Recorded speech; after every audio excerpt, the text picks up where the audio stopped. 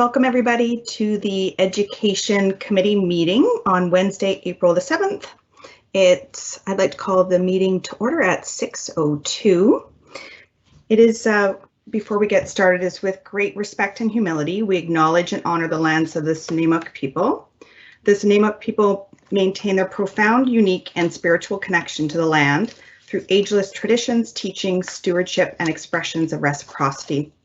I'd also like to acknowledge the territories of the Staminas and the Snuneymuxw people and to express gratitude for these beautiful and unceded lands in which the school district resides.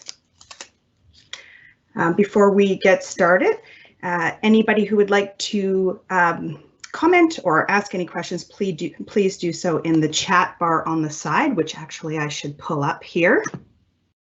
Perfect. And I will make a speakers list. So moving on. Any additions, deletions, or changes of order? Okay, seeing none. Can I get an approval of the agenda?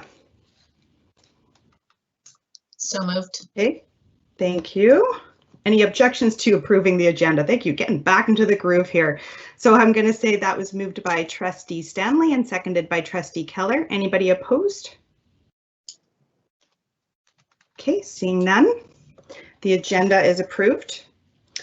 I'm going to ask for an approval of the minutes, that the minutes from the Education Committee meeting held on March the 3rd, 2021 be approved. Can I get a mover? Okay, moved by Trustee McKay, seconded by Trustee Stanley.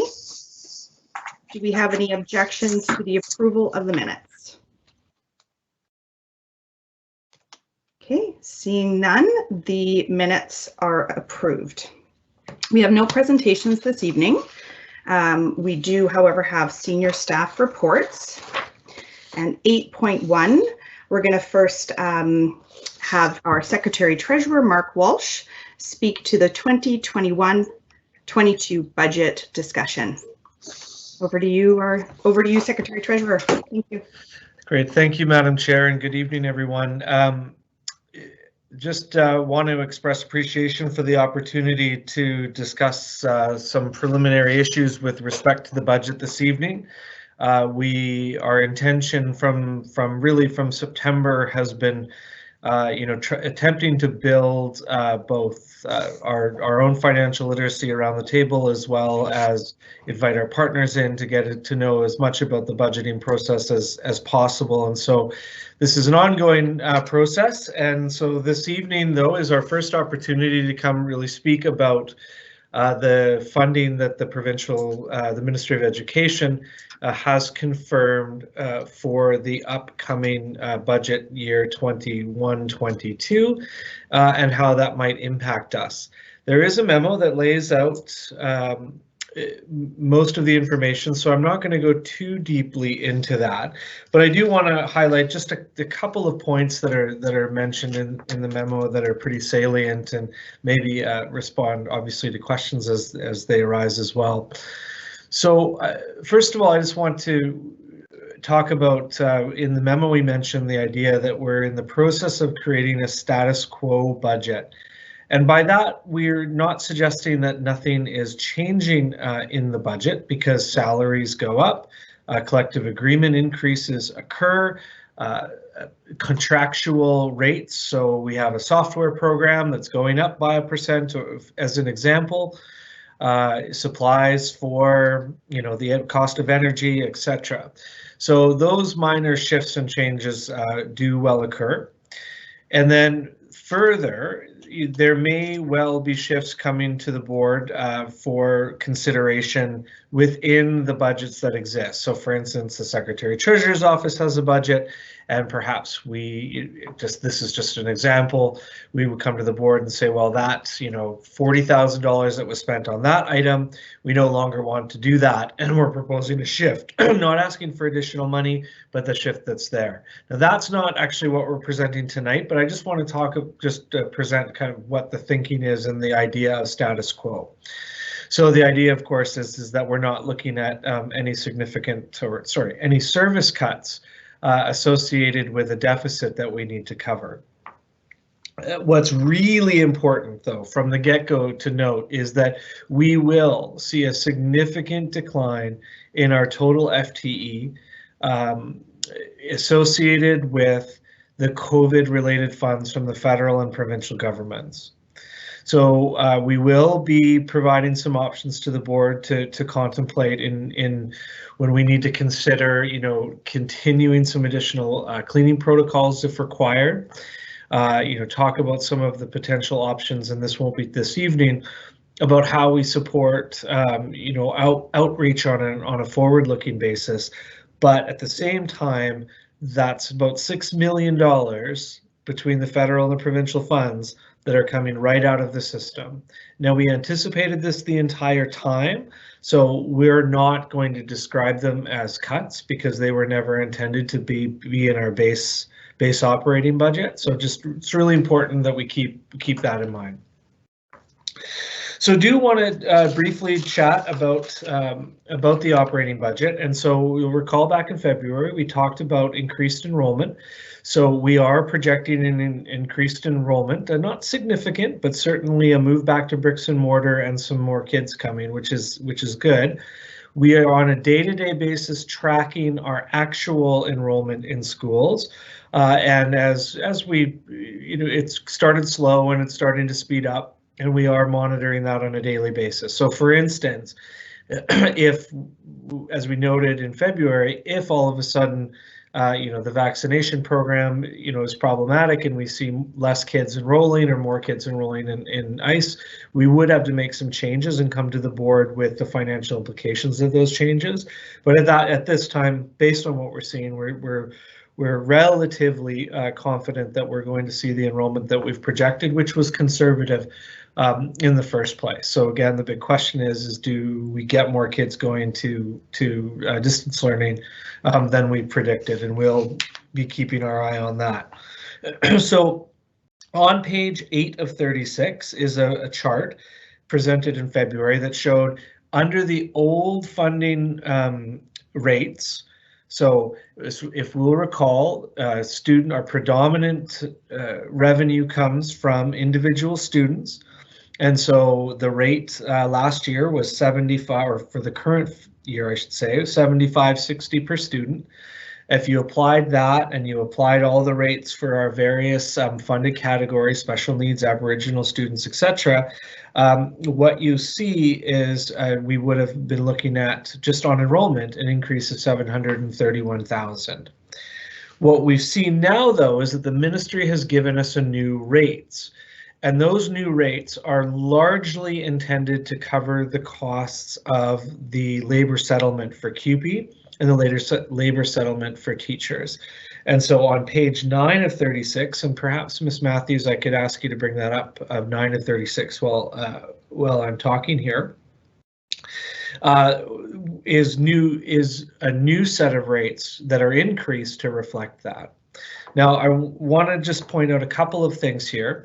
There is no, at this point, because the provincial budget is not actually coming for a little while yet, there is no change in the way that we are being funded, or no significant increases above and beyond those particularly the labor settlement amounts. So essentially, if, say, the Ministry of Education wanted to, or was proposing some kind of increase to support learning loss or outreach or something along that lines, because the budget actually hasn't passed, we wouldn't be seeing that now. Now, we haven't heard of anything, or I have not heard of anything that they are thinking of proposing in that budget. But if it was to come, it's not reflected in these rates here. So what you will see, and I noted that the rate per student this year was $7,560 per student. You'll see the standard rate is going up to $7,885, and the rates all the way down for the various funding pots are being increased. Now, the big question, of course, is whether the increase to the rates fully covers the costs for our teacher and CUPE increases, And at this point, I think our answer would be no. And I'll talk a little bit more about that in just one moment. But ultimately, and if you could scroll to the bottom, Ms. Matthews, I'd appreciate that. Ultimately, based off of the new rates, based off of the anticipated enrollment, you'll see that we are looking at an additional $5.6 million in our operating fund. So just please remember that that's our operating fund only. That is not including any locally developed revenues. That is not including the CEF, the Classroom Enhancement Fund, that funds support for the previous, the collective agreement language that came back from the early 90s. So if Ms. Matthews, if I get you to turn to page 10.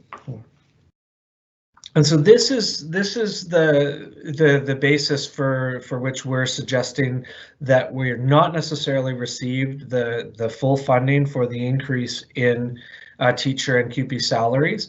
And I will say that we have reached out to the Ministry of Education to seek an explanation that we can provide to the board, and we just haven't received that yet. So you'll see we're projecting increased a grant revenue of $6.3 million. But in reality, last year they gave us a separate grant for our labor settlement funds of $3.6 million. And what they've done is they've rolled that number into the block. So really our increase, both enrollment and for settlement, is $2.6 million. And then you take out the increased wages, and we're looking at, we have about $400,000 additional dollars after paying all those wages. And if you could scroll down again, Ms. Matthews. Unfortunately, however, there's a number of pressures associated with the budget that are not actually funded by the increase, but more notably, I think it's really important, is the number 456,347 that's in the middle of the screen right there. That is the number that we're predicting at minimum is the increased requirement for staffing just to support the new enrollment. So if we're only getting an additional 400,000, but we actually have 400 after all the increases are paid for, but we actually have to pay for 456,000 of increased staffing to support the enrollment that's come in, we're already sitting at a negative. And that, again, that's where we're looking for a little bit of description from the ministry, because they would suggest that they've supported the increase in total. And there's I guess some arguments whether we're close or that number is actually a little bit higher, like we're a little bit further away from that 2%. But again, when we're looking just for that description from the ministry.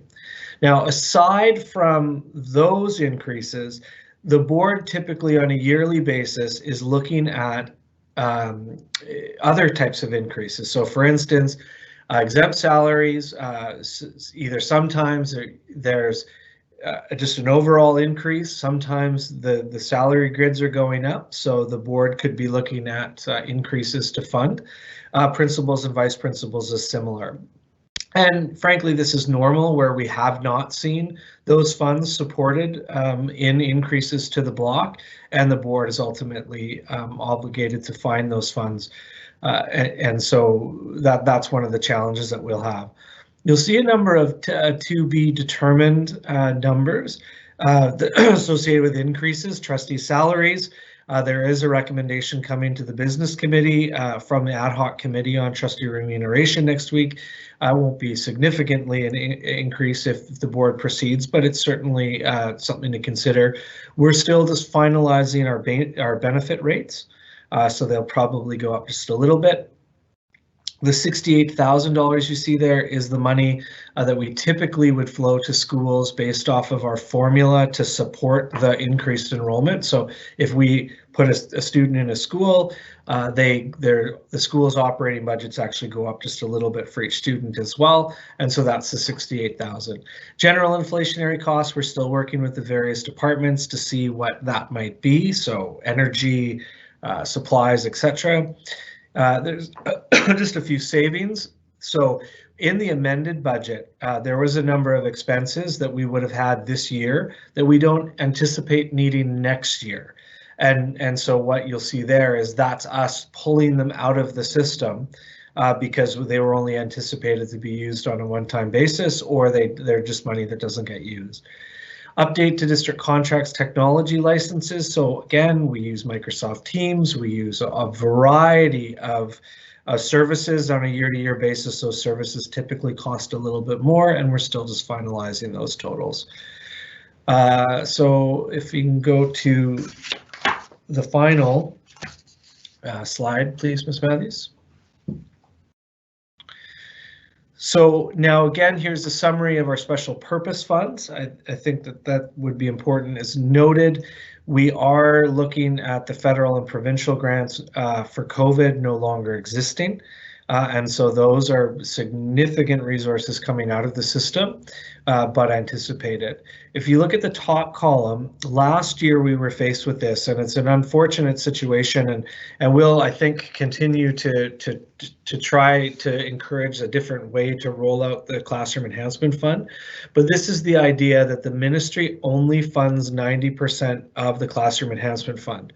And so if we say we have 10 divisions that should be funded by the CEF in our elementary schools, then really what the ministry says is, okay, well, we'll pay for 9, and in September, when you prove that you need it, we will pay for that 10th.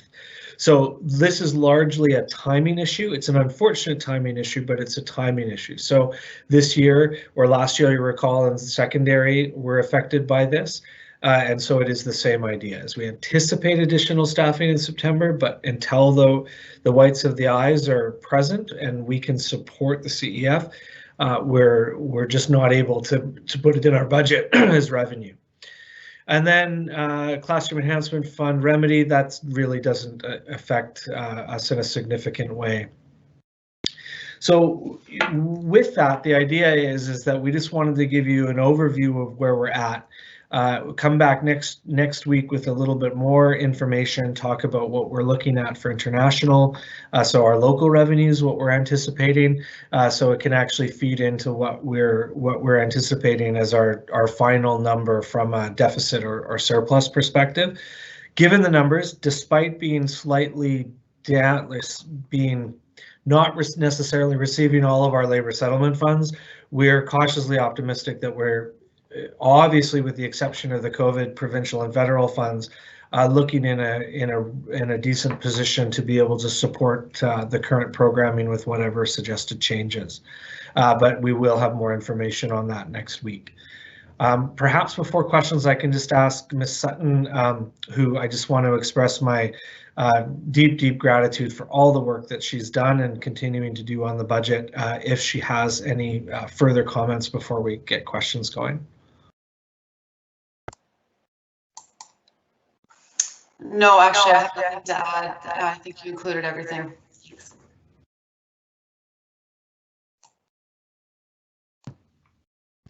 Thank you. Anybody else here in the maybe Secretary Treasurer, if you want to try muting. Okay, it's gone now. Whew. I find it really challenging to speak when there's an echo. I don't know about anybody else, so I'm glad that's gone. Thank you for your presentation, Secretary Treasurer. That was a lot of information, and I see we do already have a question from one trustee, and I'm also going to put myself on the list. But first, I will put it over to Trustee Keller. Thank you. Through the chair to Mr. Walsh. Thank you for the presentation, and I guess the one piece of information that I think we knew was coming was related to the provincial and federal COVID relief funding. My concern is that I don't necessarily think we're out of the woods yet, and how are we, or what opportunities are there for us to reach out to the ministry or advocate to keep adequate funds in place to support portion of our COVID response plan? Trustee Keller, you froze. Could you repeat the last sentence you said there, please? Yes. Sorry, Chair. Hopefully this is better. My question was, what opportunities exist for us to reach out to the ministry and or advocate to the ministry to keep the COVID response funds in place to allow for continued implementation of our COVID response plan, at least until such time as we know that the COVID numbers are at a point where the risk is no longer there. Sure, through you, Madam Chair. So of course the board has the opportunity to write letters of write a letter of concern to the ministry. I know that the BCSTA AGM is coming up. I don't know if through you, Madam Chair, whether Trustee Higginson Trustee Higginson will probably be able to respond what's happening provincially on that front. Before perhaps she does respond, what I would say though is that one of the things that we are looking at is giving the board some options with respect to being able to maintain some of the services, particularly in the custodial world where those increased costs might continue. But again, putting them in the base budget is incredibly difficult because we really don't have those funds. However, as Q3, and we'll be bringing Q3 a little bit later. We won't be bringing it next week. We'll be bringing it just a little bit later to align with the provincial report that's coming due. We'll have a good sense, I think, of where our potential surplus would lie. And what we would be doing is coming to the board just from our local revenues to say, here, on June 30th, if this surplus actually exists, this may be an avenue for us to continue this level of support here, etc. So that's not to the advocate side. That's how we may be able to bring some options to the board to continue some of the supports that are in place. But again, perhaps I can leave that to the chair. Trustee Higginson has posted something about what BCSTA is doing. Thank you, Secretary Treasurer. If Trustee Higginson, if you're willing and comfortable, did you want to speak to the BCSTA submission to the ministry on behalf of school boards? Sure. So this was submitted. It's a moving forward document that highlights 6 key areas that came out of surveys that boards filled out. And one of them does address the need for increased funding in the form of special purpose grants like we had this year to address the fact that there will still be, it is believed, a need for cleaning, increased cleaning. If even if we're through all of this and everybody's vaccinated, there's still a public confidence issue that we need to make sure that we're able to address, as well as the fact that increased cleaning has been quite positively received, both by students and staff in the buildings. And so the paper outlines the the positives of that, and including benefits to building maintenance and long-term maintenance by having on-site cleaning and custodial staff. So that has been advocated for, and also at the steering committee, we continue to advocate for not if we will need funding for next year for increased custodial supplies, but when and how much. So there is a lot of talk about this, but I would say it doesn't hurt from the board at all to build on those themes that are in that paper, and if they choose to, if this board chooses to write a letter as well. Thank you, Trustee Higginson. You're showing us yet another example of how it's to our benefit to have the president of the BCSTA on our school board. So thanks for that additional information. I see Trustee Keller has a follow-up question around that. Go ahead, Trustee Keller. Thank you. Through the chair, I'd just like to thank Trustee Higginson for that update. And I agree that it's important for us to show the need in our system for the sustained funding, especially with respect to cleaning and other additional expenses that are most likely going to be required come September. So I would welcome the board to consider a letter, and perhaps I need to bring forward a notice of motion for a future meeting. And I may ask through the chair to Secretary Treasurer Walsh if that would be the appropriate way to bring this item forward. Thank you, Trustee Keller. Is there a response that you'd like to provide to that, Secretary Treasurer, or do we want to move on? Through Madam Chair, I think that would be the appropriate avenue to do so, and I would anticipate that the the April meeting would be, or the April board meeting would be probably the best place to place that, given the emergent nature of the issue. Thank you. Thank you. Okay, great. Before moving on to Trustee Stanley's question, I'm just going to ask mine quickly. My question was, Secretary Treasurer, can you please clarify? I'm putting pieces together in my brain and not quite understanding how it fits. So maybe if you could provide some clarification. What I'm trying to understand is, I know we talk about how we always are conservative with our enrollment numbers because we don't want to overestimate and then be penalized for funding that we shouldn't have received, and all those reasons that we've talked about before. And then I'm also hearing about the 90% funding being provided through the CEF funding coming out, that we received 90% of that funding. And so I guess maybe the timeline is what I'm not 100% clear on, because what I'm trying to understand is, if we're being conservative in our numbers and we're only getting paid 90%, are we now being extremely overly conservative and as a result negatively impacting our ability to staff appropriately come September? I'm just wondering if you could speak a little bit to that. Sure, through you to you, Madam Chair. So I guess the difficulty is the way that the enrollment. So when we say conservative, so let's assume that we budgeted our operating budget on an FTE that we thought was not conservative, but the exact number that that Beauregard suggests that it's going to be, whereas we do maybe a little bit less, and this year was a great example of why. So let's say we did that, we'd still have to budget, or we'd still have to budget less for COVID, or not COVID, for the CEF, because the 90% is the way that we have to do it. We cannot recognize that additional 10% of revenue.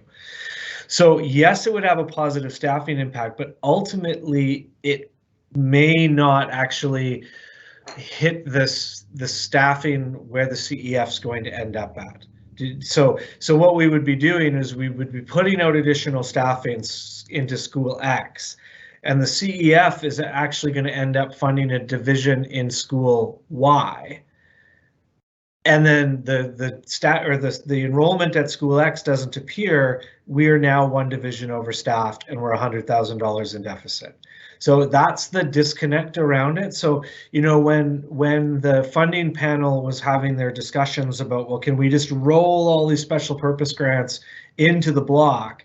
If that happened, we wouldn't have that particular issue. Now, there's other issues maybe associated with that, but that's the disconnect between the operating and the CEF that make it so difficult and frankly frustrating. Thank you. Just trying to understand all those moving pieces, and that's good information. I'm going to move forward to a question from Trustee Stanley. Go ahead. Hi, thank you. I'll first say that I appreciate Trustee Keller's efforts for advocacy. I'm always usually in support of that, and look forward to that conversation. My question is to Secretary Treasurer Walsh, and it's referencing something on page 9, and I just want to get some clarification. It might be obvious. I'm not at the top of my game today. So there is on the left-hand side an asterisk, and I don't see a corresponding asterisk to explain what that asterisk is referencing, nor do I know what it means. So HS/CH FTE not included. Can you help me understand what that asterisk is referencing and what that means, please? Sure. So homeschool is one of the aspects that we do get funded for. So, but you recall that's such a small number, and so it's not included in there. And then course challenge is the other one as well. So yeah, I guess we could add that at the bottom just to make it clear. So they're just such relatively minor amounts that they're not included in that particular section. Thank you. That was my best guess, but the CH threw me off because I was thinking it would be CC. I appreciate that explanation. Thank you very much. Thank you, Trustee Stanley. We have a question from Trustee Higginson. Thank you. Secretary Treasurer Walsh, I just need you to go over this for me one more time. Sorry. The labor settlement money. I think what I heard from you is that instead of doing it like they've done in the past, which is a full separate, almost like a special purpose grant that says, here's the calculation of how many people you should get, here's the percentage so here's how much you get, it's a block of money. They've changed our per student funding rates, and that has left us about $400,000 short from what it is believed we should be getting for labor settlement money. So through you, Madam Chair, so yes to the first question. Second, there's a little bit of a debate that whether it's 400 or it's a little bit, whether it's 100 or it's 400 or it's 700. So maybe I can ask Ms. Sutton if she wants to who's been working on the math. We're trying to find a number here, but maybe I could ask her to give her perspective on that particular issue. Good evening, through the chair. Yeah, we're looking at the fact that we did have to add the staffing. However, we're also looking at elementary divisions, and layered with the CEF, it's a little difficult for us to say what the full impact is because we had to pull some staffing out for that 90%, and we can't determine what the divisions are going to be until September operating cost and CEF cost. So it's just another complication that CEF brings to the table. But as it stands right now, what we're showing is the 456,000 staffing costs would negate the balance of 401 owing, leaving us the difference of that kind of 50,000, and then the 68,000, which flows to the operating budgets for those students as well. So that is also a gap. So we're looking at about 100 that's right now shy. And then to be determined what we might have to add for divisions at the elementary level once we know what CEF looks like and what enrollment looks like come September. So maybe I can just add to that if that's okay, Madam Chair. So in September, if we have to put another division at school X, my favorite school, school X, if we have to put a division at school X and it's not supported by the CEF, then we're not actually going to get any more money for it. So our minus 10,000 number or 100,000 or whatever that number is already is now going to be -2. And so the enrollment, the kids show up, all of a sudden we're not going to get that funding. That's why it's hard to predict at this very point. So I would safely say that we're probably at least 400 underfunded based off of that. Because normally you're looking at increased enrollment is going to benefit the district from a financial perspective rather than necessarily go the other way. But again, we're trying to get to the bottom of that very number, and we'll report back. Can I just have a follow-up on that? And I do want to be back on the list.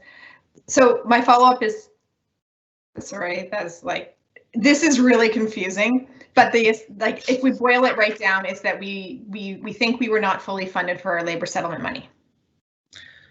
That's right.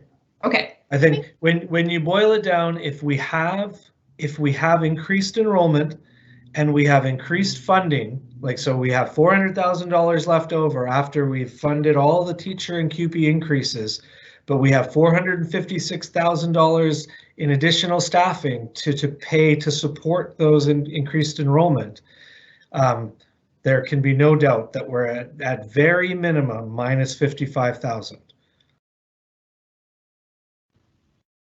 Thank you. Before we move on, I have Trustee Stanley and Trustee Higginson who are both back on the list, but I'm going to ask my question first before moving on. I had a question, sorry, Trustee Stanley.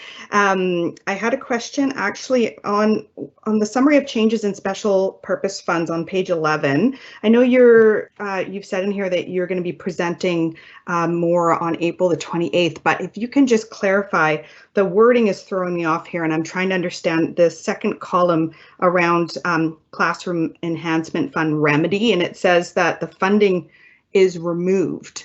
And when you say removed, what do you mean by that? Do you mean that we're waiting to find out in September what the amount of money that's going to be allocated to remedy will be? I guess the word removed is like, what do you mean by that? Because I noticed some says fund not applicable, others say reduced, but what do you mean by removed is what I'm specifically asking. Yeah, so when the actual total becomes, we become aware of what the actual remedy value is in the fall, then that number will be reinstated to cover the remedy. So this is not a cut. We just need to prove, this is another one, you have to prove it. And every year is a bit different because of the composition of the school and the classroom, etc. Okay, that's what I figured. I just wanted to make sure. You never know. That's great. And maybe the reason that it's here is because you are going to see it come out of the budget. Where it's in the amend, you'll see it in the amended budget. It's going to be removed out of the preliminary budget because it is gone, and then it comes back. And you'll see it in the amended budget again next year. Okay, thank you very much. I'm going to move on to Trustee Stanley. Hi, so thank you again to Secretary Treasurer Welsh. I'm thinking of the beginning of the year and how it has become the norm that students are not assigned classes at the beginning of the year, and it takes some time for us to get that organized. So I guess what I'm wondering is to what extent is this 90% funding contributing to the chaos of the beginning of the school year? It's just, this is something that drives parents nuts, and it's hard on kids when we're not settled in. And so I guess I don't know to what extent, maybe it's not at all, but I guess I am wondering if the, and I don't know if this is what they used to call holdback or not, but if not receiving our full funding contributes to our inability to set classroom assignments at the beginning of the year, I think it would be useful for us to know for advocacy purposes. Sure, and maybe Ms. Sutton wants to comment as well. My understanding is that the actual, the real impact comes kind of right now as we send out our staffing packages to schools, not necessarily preventing us from providing the services in September. We need a teacher's going to be there. And so, there is a lot of movement that happens in September because enrollment shifts that happen over summer. 10 kids move into the neighborhood, 2 kids move out of the neighborhood, etc. But I don't see this aspect having the ability to serve our kids in September. It's more of impacting the staffing packages that our schools are going to get in the short term. Maybe Ms. Sutton wants to add to that.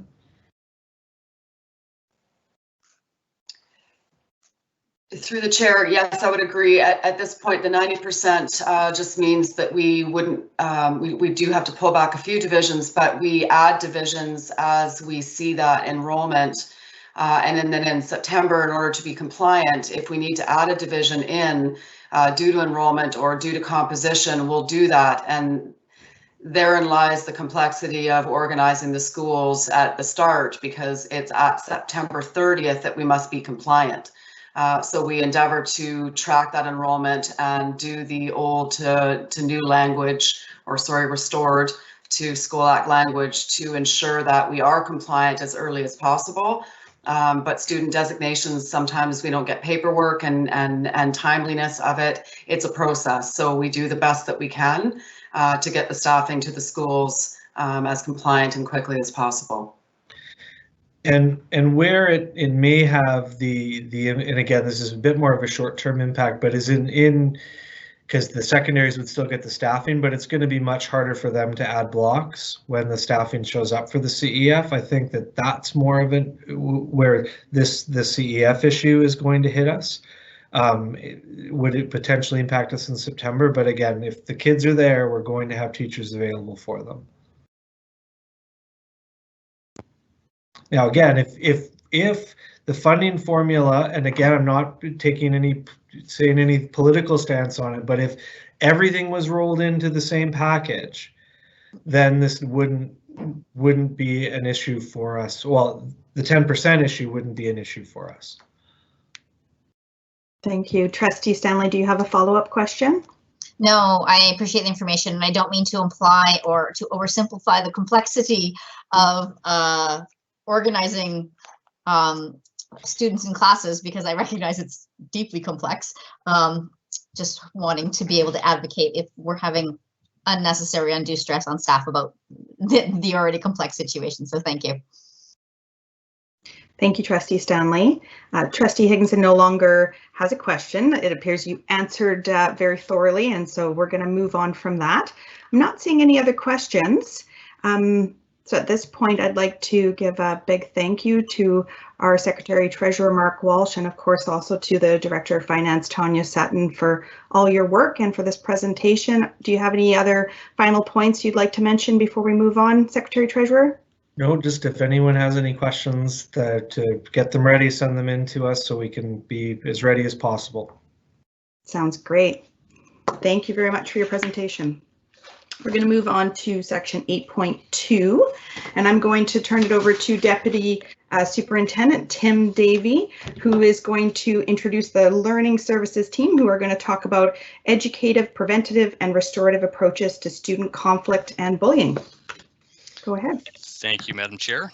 Through you, it's my pleasure to be able to introduce this evening Directors of Instruction, Margaret Olson, Carrie Steele, and Jackie Poulin, who are joined with Principal Jeff Steele and Vice Principal Scott Christensen from Dover Bay Secondary and Principal Marisol Chatton from Cinnabar Valley Elementary. And you've already given the title of the presentation, so thank you very much to our presenters in advance. Thank you.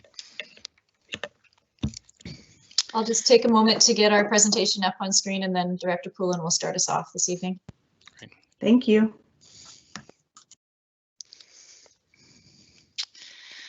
Good evening. As you can see, this evening there will be a number of us speaking to the educative, preventative, and restorative approaches that we use in the Nanaimo Ladysmith Public Schools when talking about student conflict and bullying. Our district focuses on educative, preventative, and restorative practices when it comes to student interactions and conduct. This language and approach is written right into all of our school codes of conducts.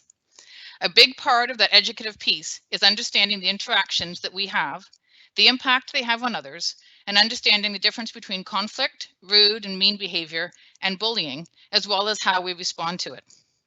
This chart is just one example of many resources that does a great job of helping all of us understand the difference between conflict, rude behavior, mean behavior, and bullying.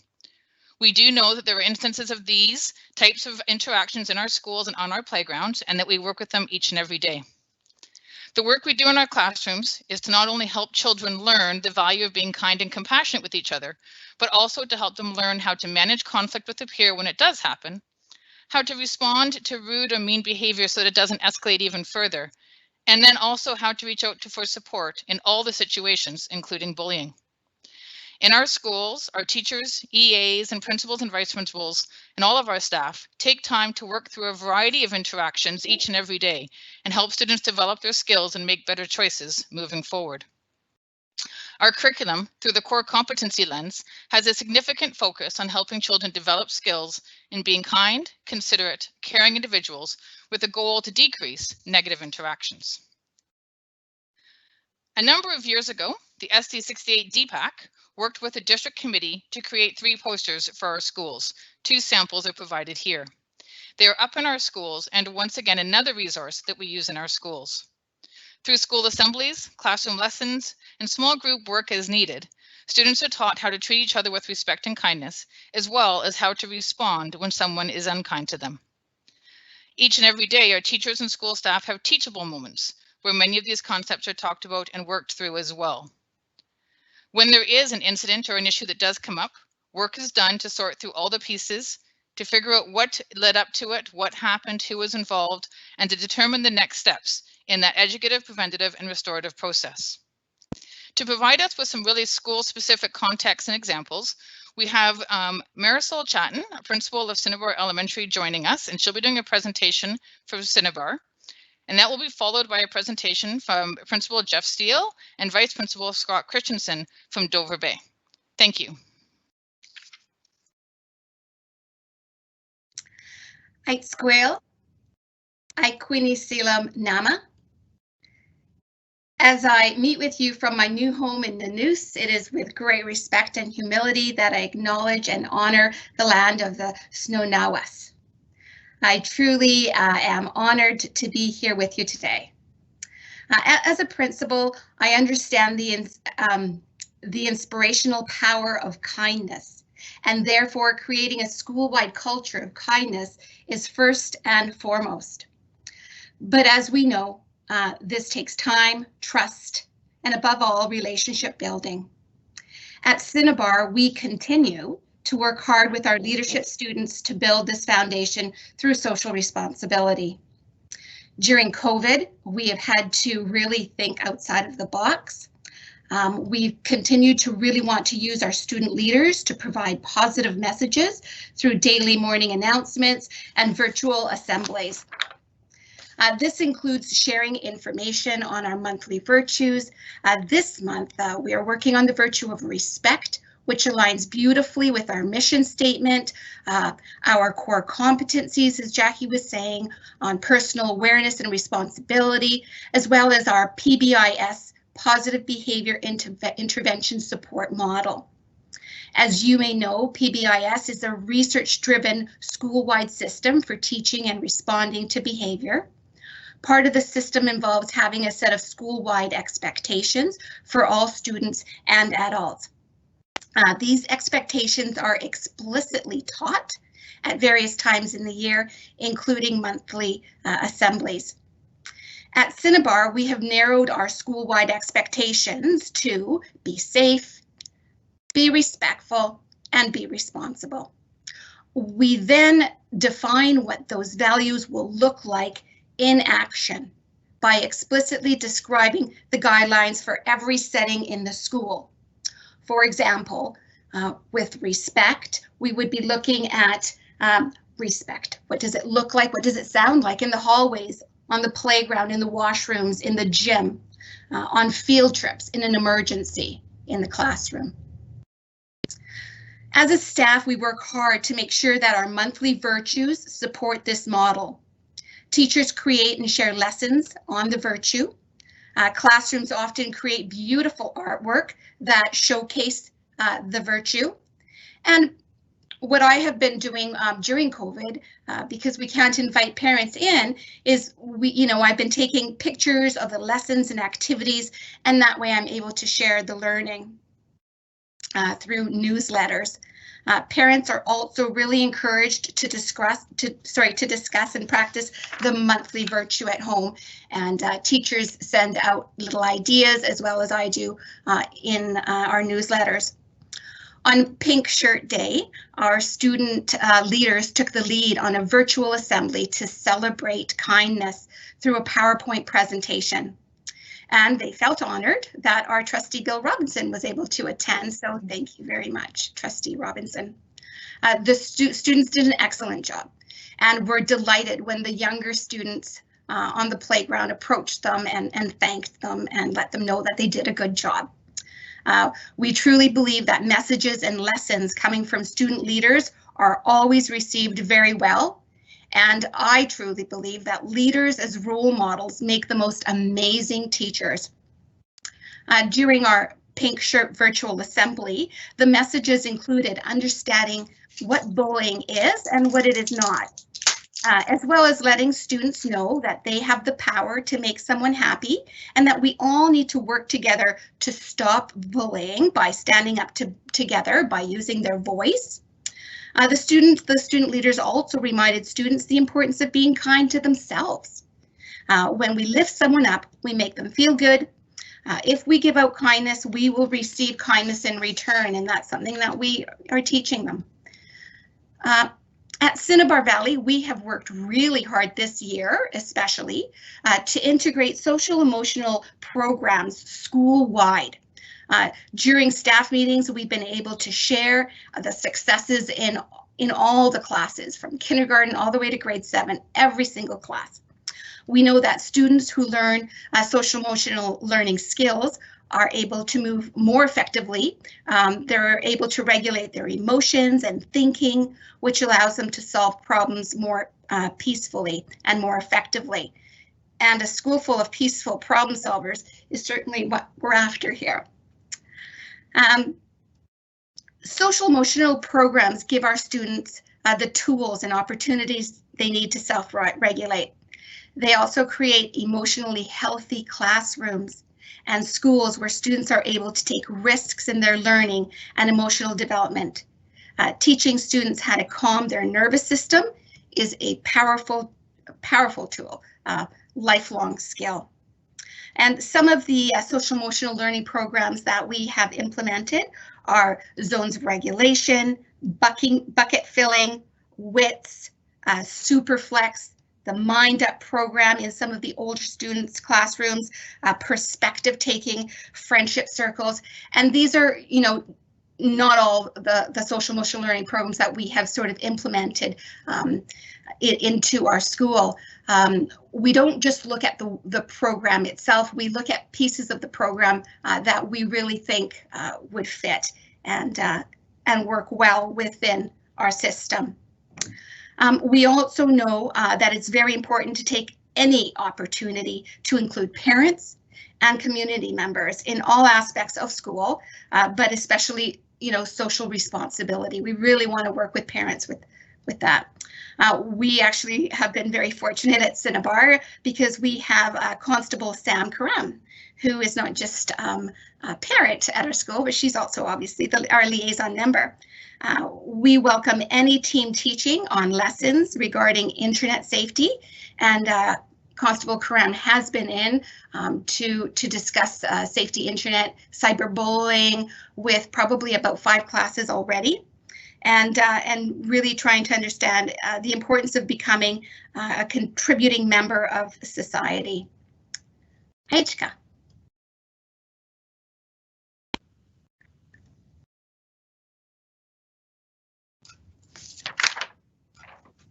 Thank you, Mr. Chatton. We'll turn things over to the team from Dover. Yeah, thanks, Marisol. Nuilam Anthipa Jeff Steele, the principal of Dover Bay, Ait Squale. I will be presenting this evening with Scott Christensen, vice principal. We are presenting to you this evening from Snanawas territory, and we're thankful for the privilege of being on their land each day to live, learn, work, and play. We were asked to describe how Dover Bay is addressing student conduct and bullying behavior. There's quite a bit of overlap with what Marisol is doing at Cinnabar. Within Dover Bay, our code of conduct is our foundational document. And within all code of conducts within the district, we do have an educative, preventative, and restorative philosophy behind the code of conduct. And why do we have a code of conduct? It's actually to establish and maintain a safe, caring, orderly environment for purposeful learning within the school. So we do have a document. It's you know, fairly extensive, and when we're dealing with students and misconduct, as we'll get to, we always want to be educators first, and that's, you know, what we do within schools, and that's all of our staff within here. We want to educate students, and obviously we want to prevent, you know, whatever the issue was from happening again or recurring, and students are students, they're still learners, and we want to always come from that standpoint. You know, we want to educate them to prevent future mishaps. And then restorative is the third piece, and that's sometimes the hardest piece. If there's been harm, you know, how do you restore, reinstate, or repair the harm that's been done within a relationship or between 2 or more individuals? Our code of conduct is structured, you know, from the start with acceptable code. What is the acceptable conduct that we want? The conduct we want to encourage. And we do have a 3R system within Dover Bay for students to be responsible, respectful, and ready to learn. And our staff strives to teach and model positive behaviors and to support students to conduct themselves within that mode. We have 1,400 students approximately coming into this building each day, and we want them to know what's acceptable. And within all of the different learning areas, it could be a gymnasium, it could be a foods lab, a regular classroom. What does it look like to be responsible, to be respectful and ready to learn in those environments? Unfortunately, we do deal with unacceptable conduct, and that's outlined in the code of conduct, things that aren't acceptable at school. And obviously this includes bullying and harassment. I will pass it over now to Vice Principal Scott Christensen. He will discuss, these pieces. And I also want to reference that our other member of our admin team is not on this call, but that's Kim Hart. She also deals with our students in a very effective way. Mr. Christensen. Hi, Jeff, and thanks very much to everybody for inviting us. I think a lot has been said by Marisol too around that sense of community. So we really strive to develop that sense of community with our staff, our students, and our parent groups, along with other outside agencies. And things always come to our attention, but we had hoped that by building that sense of community, that very often that we can hear about things before they kind of arise or elevate into a situation of conflict. But that's not always the case. So these things do come to us from students. Sometimes it's the friends of students or parents, somebody that they have a relationship in the building, a teacher or a education assistant might bring it to our attention. But we do really want to focus on that sense of community. It has been, to be honest, it's been a bit more of a challenge. With the health guidelines that we have, very often, I know as administrators, some of those very casual conversations I'm able to have with students in the hallways, at breaks, at those different times. Jeff and I and Kim were talking about that today. They're not happening as much because of our health guidelines. So that has been a bit of a challenge, but we do always strive to build that sense of community and to try to get ahead of the conflict that might be kind of brewing out there amongst students. So we will hear from any one of those different groups around conflict, and very often they do happen outside of school hours, on weekends or in evenings, but we want to do our best as a school to help support our students and our parents as best we can. So we help guide them through that when it does happen outside of our school time as well. And we're also noticing that through social media, very often when there is conflict with our students, the impetus of that does come from interactions on social media. We are finding that, it is Snapchat and usually Instagram, direct messages through Instagram, often where that is happening. And we have talked about that as well as a staff. And given regulations that students are following, I think often some of their social connections that they have with each other, they've obviously lost those this year. So when we do talk to students, sometimes when they leave school, they go home and then their connection is through social media. And we're seeing that that's where some of the conflict is arising, and that can be a challenge as well.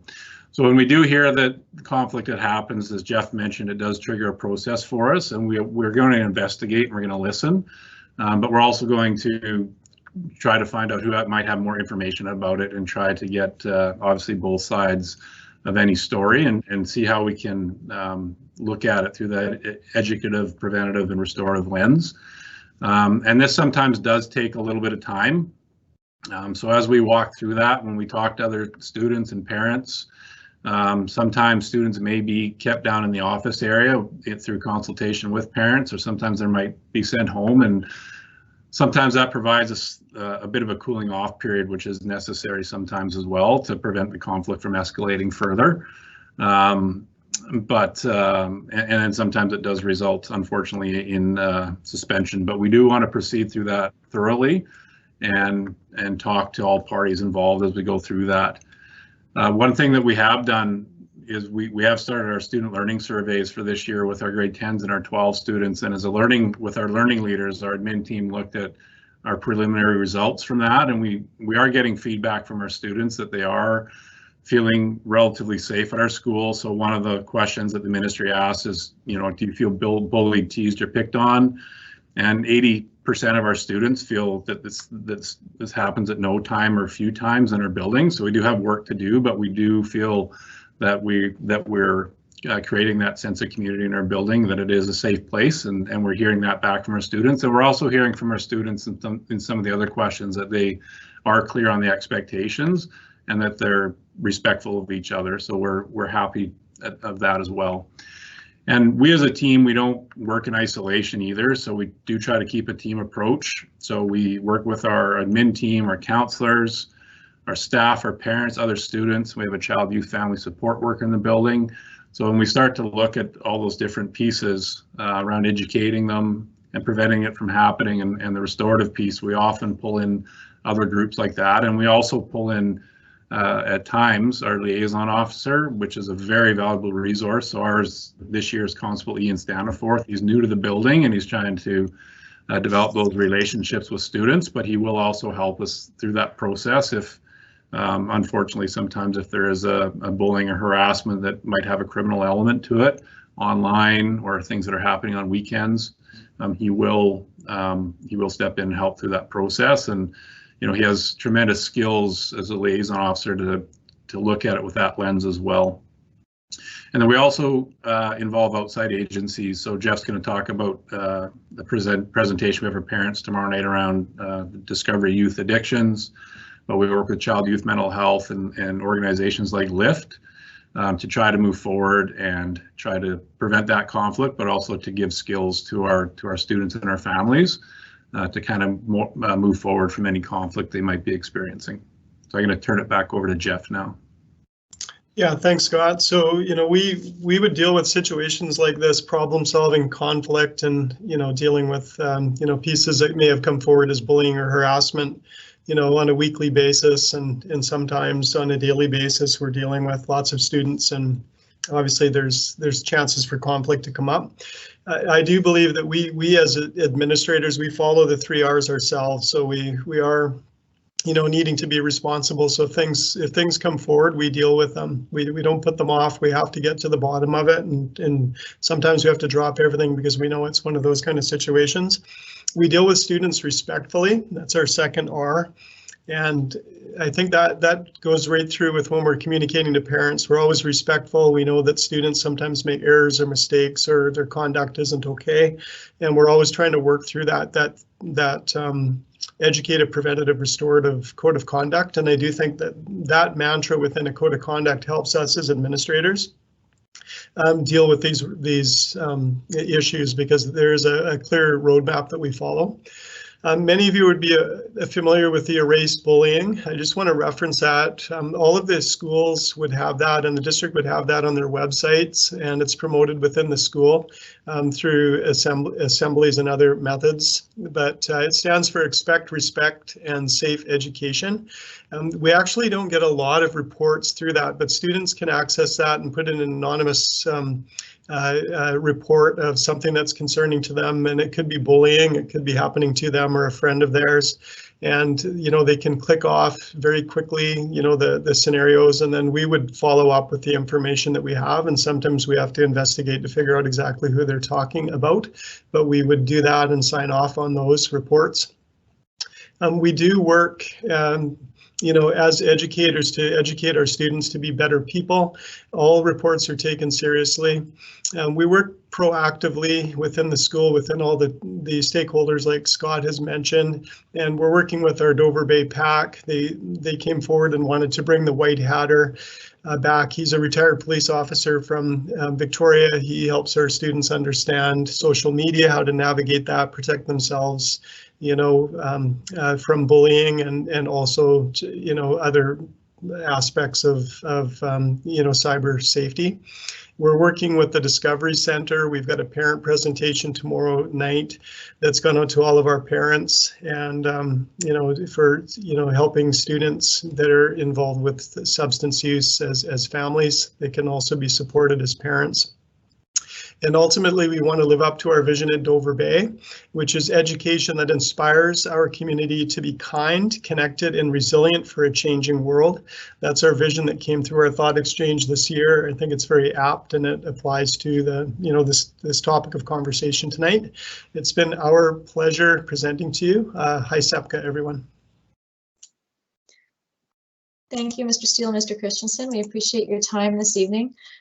So I do have a little bit of information to share related to how the district supports the work that's being done at schools, although I have to say I feel like it's hard to add to the information we've already received, because there is so much work being done at school, and the layers are so complex and intentional and sensitive to the individual culture and students in the building. But I will add a few more pieces about how the district team supports this beautiful work being done at schools. So one of the pieces is just people. We try to have some resource people available at the district level to help find resources, support school teams with initiatives, problem solve, brainstorm things. So we do have an elementary vice principal who has part of her role to focus on restorative practices and support the work that Director Olson does around the safe schools pieces. We have a manager of mental health and addictions who works not only at the district level on providing services and resources and things, coaching for us, but she also is an invaluable resource liaising with community partners, the medical community, psychiatric community, MCFD, child and youth mental health, places like that. So we also have our learning coordinators are very engaged in work around SOGI and anti-racism initiatives, for example, which, fostering that sense of cultural safety and bringing a broader awareness of the diversity in our community is a piece that supports all of this conversation around positive connections and relationships and understanding the cultural perspective that sometimes plays into a conflict that may arise. And of course, the work in inclusive education around trying to support students with diverse abilities and diverse needs, and making sure that there is a place and a space for their needs and supports in the system as well. And then our ELL team is very engaged in this work, particularly around cultural safety as well. And they do lots of work with partners like the Vancouver Island Multicultural Society and places like that. Our Safe Schools Advisory Committee has expanded its membership this year. So we got a little bit of traction towards the end of last year. There were lots of us that were new to it, and it took us a little bit of time to find our way. But in addition to having the two directors of instruction on it, we also have a learning coordinator. We have a principal and vice principal from the elementary and secondary levels. Of course, there's a trustee on that committee with us. We have DPAC, QP, and ETA represented there. And then new this year, we have our settlement workers in schools have joined us. We have somebody from Literacy Vancouver Island. We have somebody from the Child and Youth Mental Health Indigenous Support Branch who has committed, hasn't joined us yet, but we're looking forward to having her at the table as soon as we can. And then the Pride Society is also looking to provide us a representative as well. So that's been a good way to get a snapshot into our community and some of the dialogue outside of our schools that can both support the work in schools and also help inform us in terms of why we're seeing some of the things that we see at school. We've spoken quite a bit about the restorative practices this evening already. I know Mr. Steele referenced that it's in school codes of conduct. It is a foundational piece for us, understanding that we are trying to be preventative and restorative and educative in our approaches. So at the district level, we do try to provide capacity building opportunities and resources for schools and just support that work around restorative practices and school-wide initiatives. In addition to the work around the cultural safety, we're also doing a bunch of stuff with compassionate learning communities. I know that Director Olson has been working with our manager of mental health and addictions and a couple of our learning coordinators to look at the work that CASEL has put out. They're the collaborative for academic, social, and emotional learning. And it is a resource that has videos and lessons and print materials and coaching, like actual training sessions for educators. Cedar Elementary has just begun a pilot with that work, but we're going to continue looking at how to embed some of these layers into everyday teaching and learning and community activities at our schools. There's training for counselors, child and youth care workers, and QP has had other PD sessions with some of those materials as well. In terms of physical and health education, you know, we've spoken on other evenings about our focus on outdoor learning and trying to and expand our resources around physical and sexual health. So those things are being supported with resources and also with like links and materials on our learning portal, so they're readily accessible for teachers.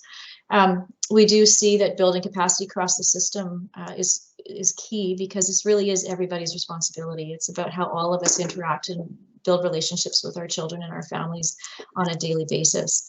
So we really do try to have all of these materials available and accessible for everyone.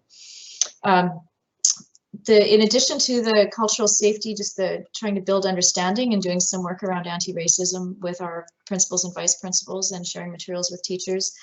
We also have our GSA groups continue to meet regularly. Pride activities are promoted and resources available for people in the system.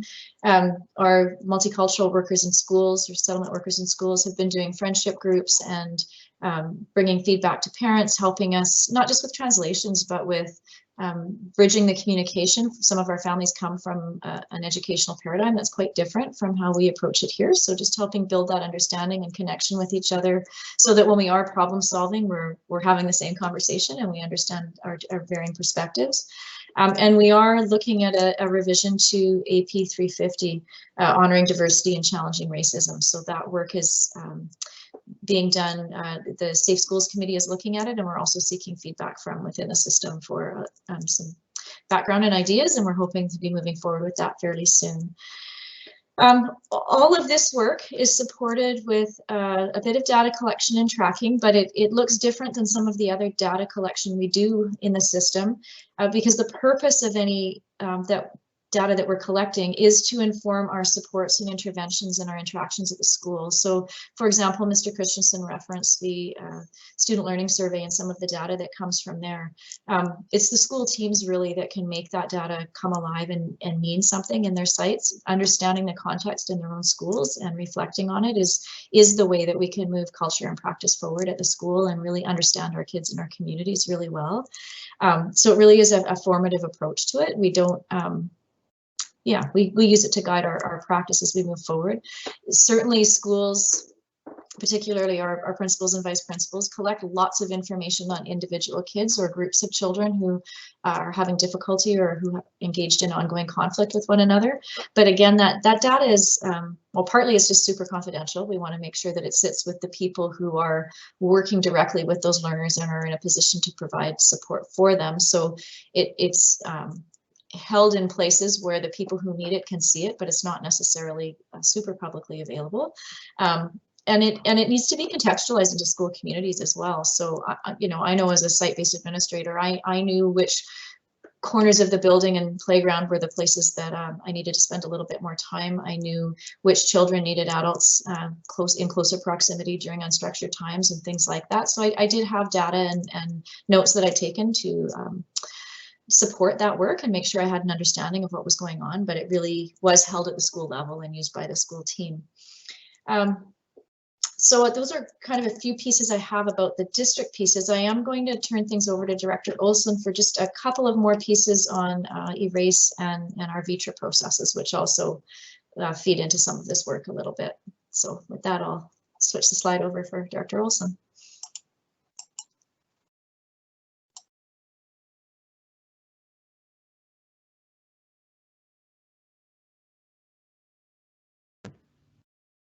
Margaret, you're muted. Thank you. Well, let me just tell you, that was a bunch of gems I started with. So, Thank you, Wilson. And I'm done. No, thank you very much, Ms. Steele. I appreciate the introduction there. Some of the information I'm going to share is a bit of a repeat of what's already been shared with you. But there are two specific reports that we receive at a district level that provide additional support when we're talking about supporting students in their journey to manage their own behavior and self-regulate. And the first one is the race reporting tool. It has been around for many years and previously referred to as erase bullying. And it is that confidential tool that allows students and parents or staff to bring to our attention, conflict or concerns that they have that they may not be comfortable in sharing with someone at the school. So the report is sent in anonymously online. We receive it here at the district office. From the district office, if we make some immediate decisions regarding, is it a safety issue in the RCMP or emergency services need to be contacted immediately. If that's not the situation, we have a conversation with the school principals regarding next steps and forward the reports to them. Where appropriate, if it's been an ongoing concern or if there's some additional information that comes to light through the investigation process that Scott and Jeff referred to, they may then bring in RCMP as well to deal with a certain conflict. Today we've had 21 reports sent to us through the Erase reporting tool. Of them, 20 of them are at secondary and one of them is from an elementary school. And most of the reports involve conflict between students, and the school staff, as Ms. Steele referenced, they're the best people to sit down with students and work through these conflict issues because they're the people that have the relationships with students. So Carrie, Ms. Steele, can you move on to the next slide for us? Thank you. So the Worrisome Online Behavior Report, affectionately referred to as the WOB, is a report that's generated also by Safer Schools. It comes to us a minimum of once a month, sometimes more frequently if some concerning behavior comes to light, and the analysts at Safer Schools reach out immediately. And the reports are funded by the Ministry of Education and MCFD.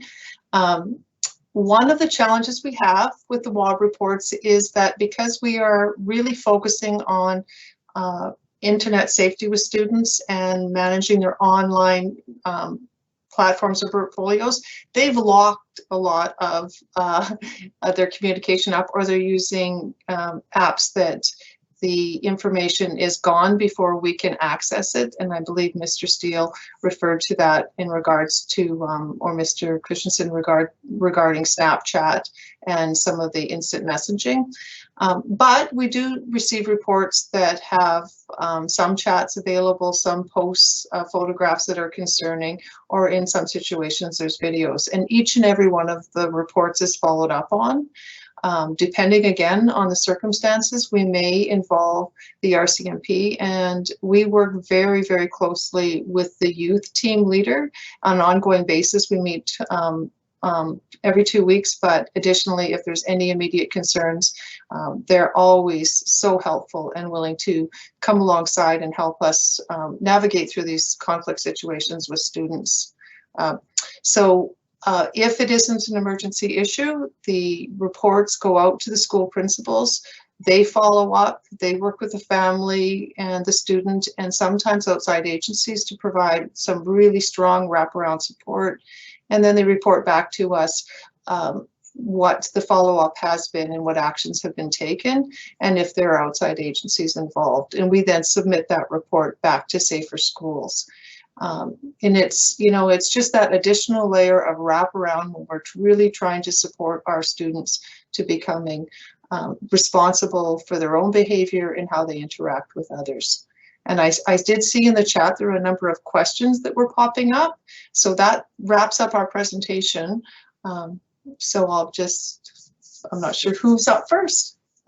Thank you. Thank you, Margaret.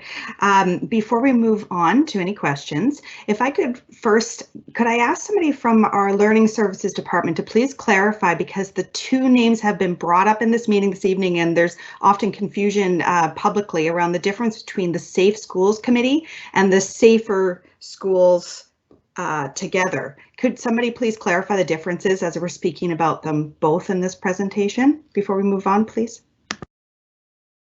I'm happy to do that. So the committee, the Safer Schools Committee, is our local committee that is working to promote inclusive, safe practices within our schools.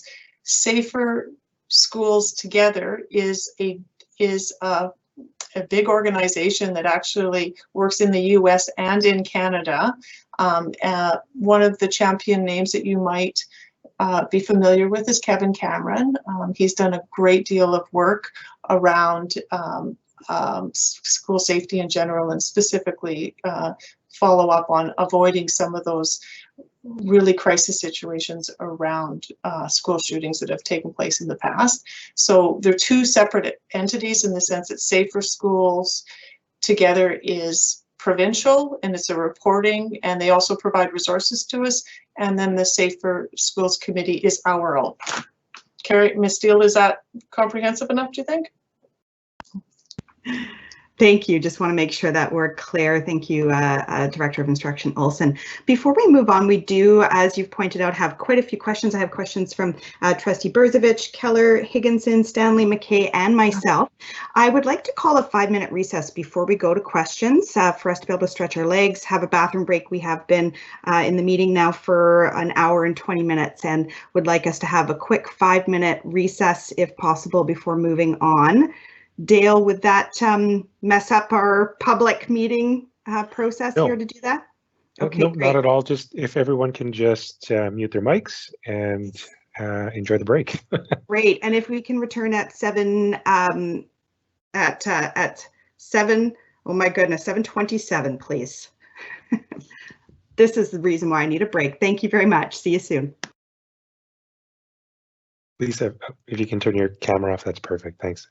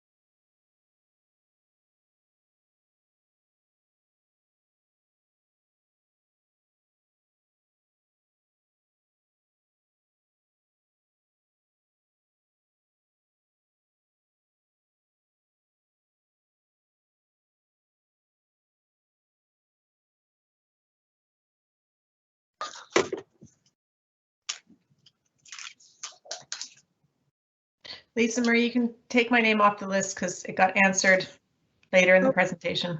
Thanks. Great. Thank you, Trustee Higginson. Okay, it's 7:27. I believe we have everybody back now. I'm going to move on to our speakers list. And first on here, I have Trustee Berzovich, who has a question.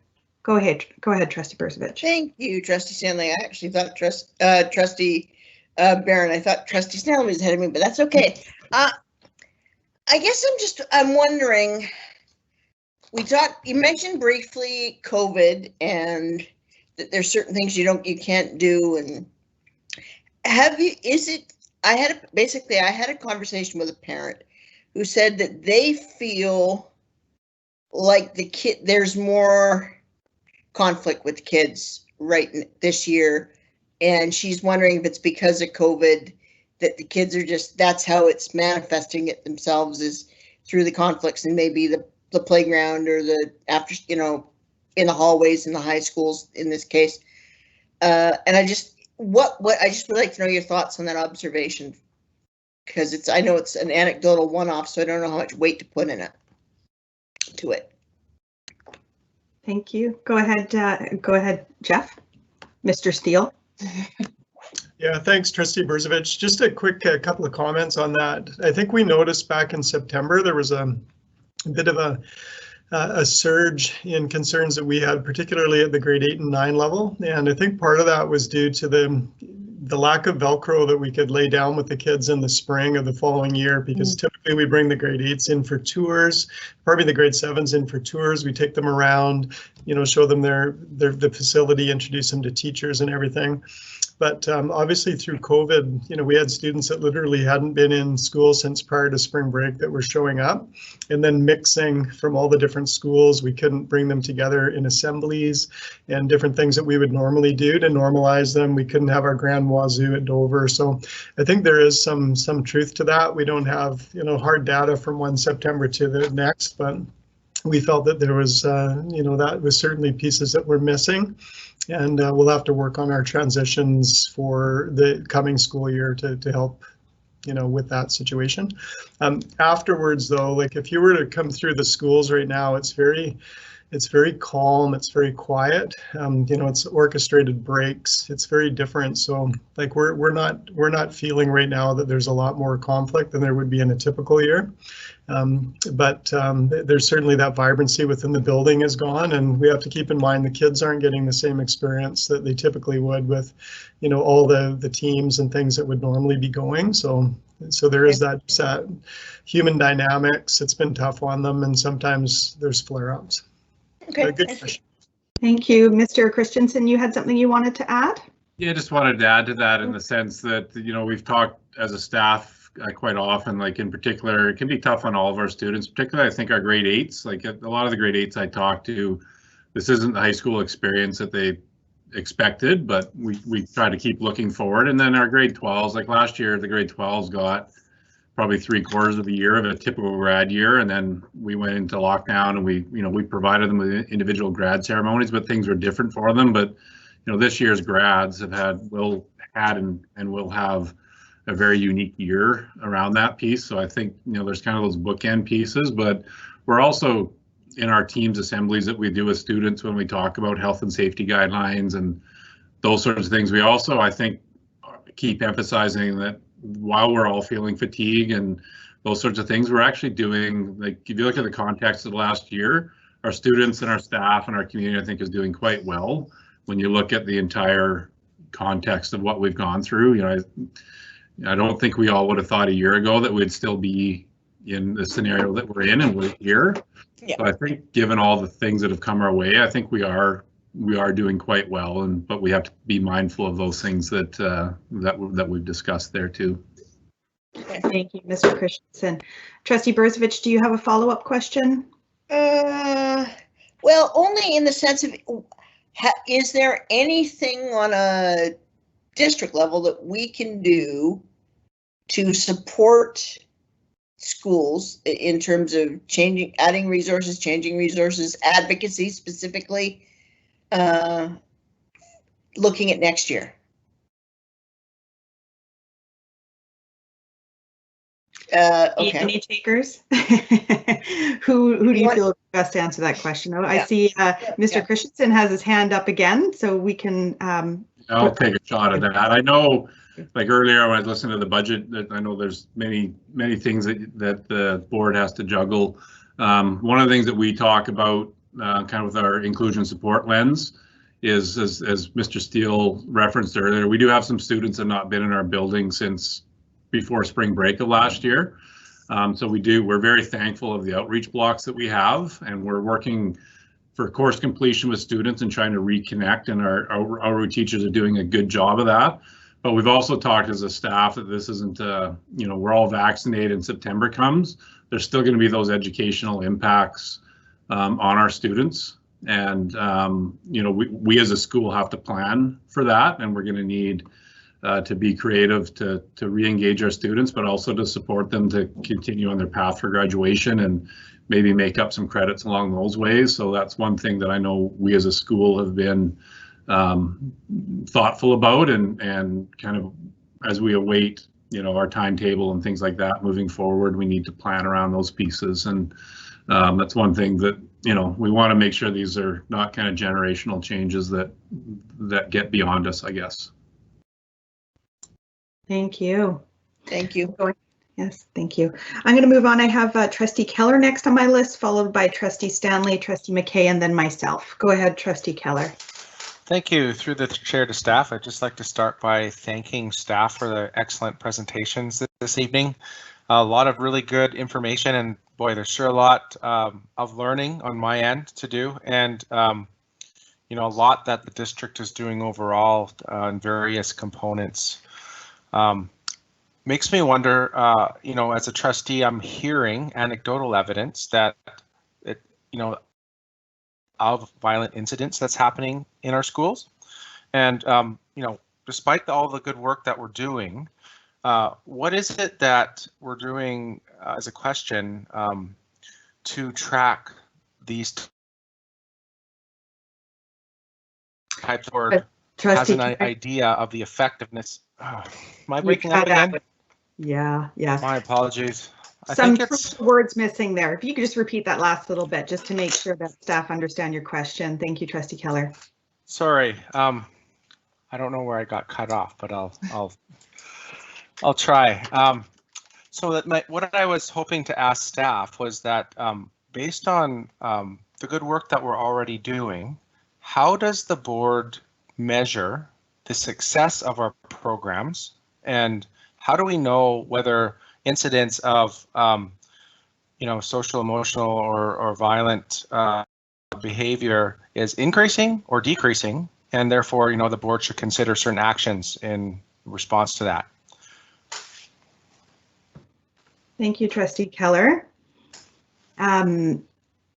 Thank you.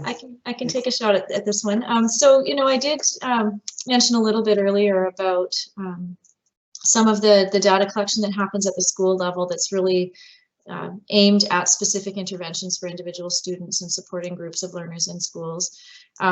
Schools have lots and lots of data on the students in their buildings. That data is definitely reviewed through, counseling teams, school-based teams, by the people who provide the intervention for the students. At the district level, we do have the data like the student satisfaction surveys. Lots of data feeds into it that's not a direct line to the programs, but it certainly speaks to student success. I mean, when we look at grad rates and completion rates, when we look at how our children in care are doing, when we look at, we can't get data. I know I was speaking with Director Olson about this recently. If we were to phone Erase, for example, or the folks that do the WOB reports for us, they won't tell us how many reports happened 3 years ago, last year, this year in comparison, give us individual information over time. They present that information to us with an expectation that we do something with it to support the students and the circumstances described in it. But it is very confidential information, so it's not something that's tracked and graphed over time in that way. So we really do rely on success, the measures of success that we have for our communities, and as well as the information that comes from those satisfaction surveys. And there are also other, schools sometimes will undertake a survey of their own, or a focus group conversation with some kids, or some dialogues in classrooms where they collect some anecdotal feedback as well, and that information also informs things. I don't know if others have some other measures. I'd like to weigh in a little bit. Thank you. Thank you, Director Steele. I think when we talk about behavior and conflict, we need to shift a little bit in the way we think of bullying as necessarily an act that there needs to be some sort of measurement or punitive response to. Because when we think about helping children learn skills on how to regulate themselves, they're at vastly different levels, to be honest. And when we think about through a trauma-informed lens, there isn't really a blanket way we respond that could be measured, because it's very personalized depending on the context that the student is in, and also depending on not only the school, what's been done in the past, how are we best supporting that child in their journey. So it's just one of those things that isn't measurable in the way we'd necessarily do curricular content. Is that helpful, Trustee Keller? Thank you, Director of Instruction Olson. Yes. Trustee Keller, go ahead. I appreciate that, through the chair, through to Ms. Steele and Ms. Olson.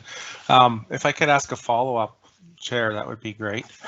So I guess I just bring this up because not only we're hearing reports in the community from parents, but I'm also thinking about our board strategic plan and the Safe Caring Schools goal that we have in our Safe Schools plan, and the need for our superintendent to operationalize that particular goal through the operational plan and create potentially some targets and indicators that we can measure to measure the progress that we're either making or not making in these areas. I mean, we're already obviously doing, putting in a significant amount of effort into various programs that we've learned about this evening.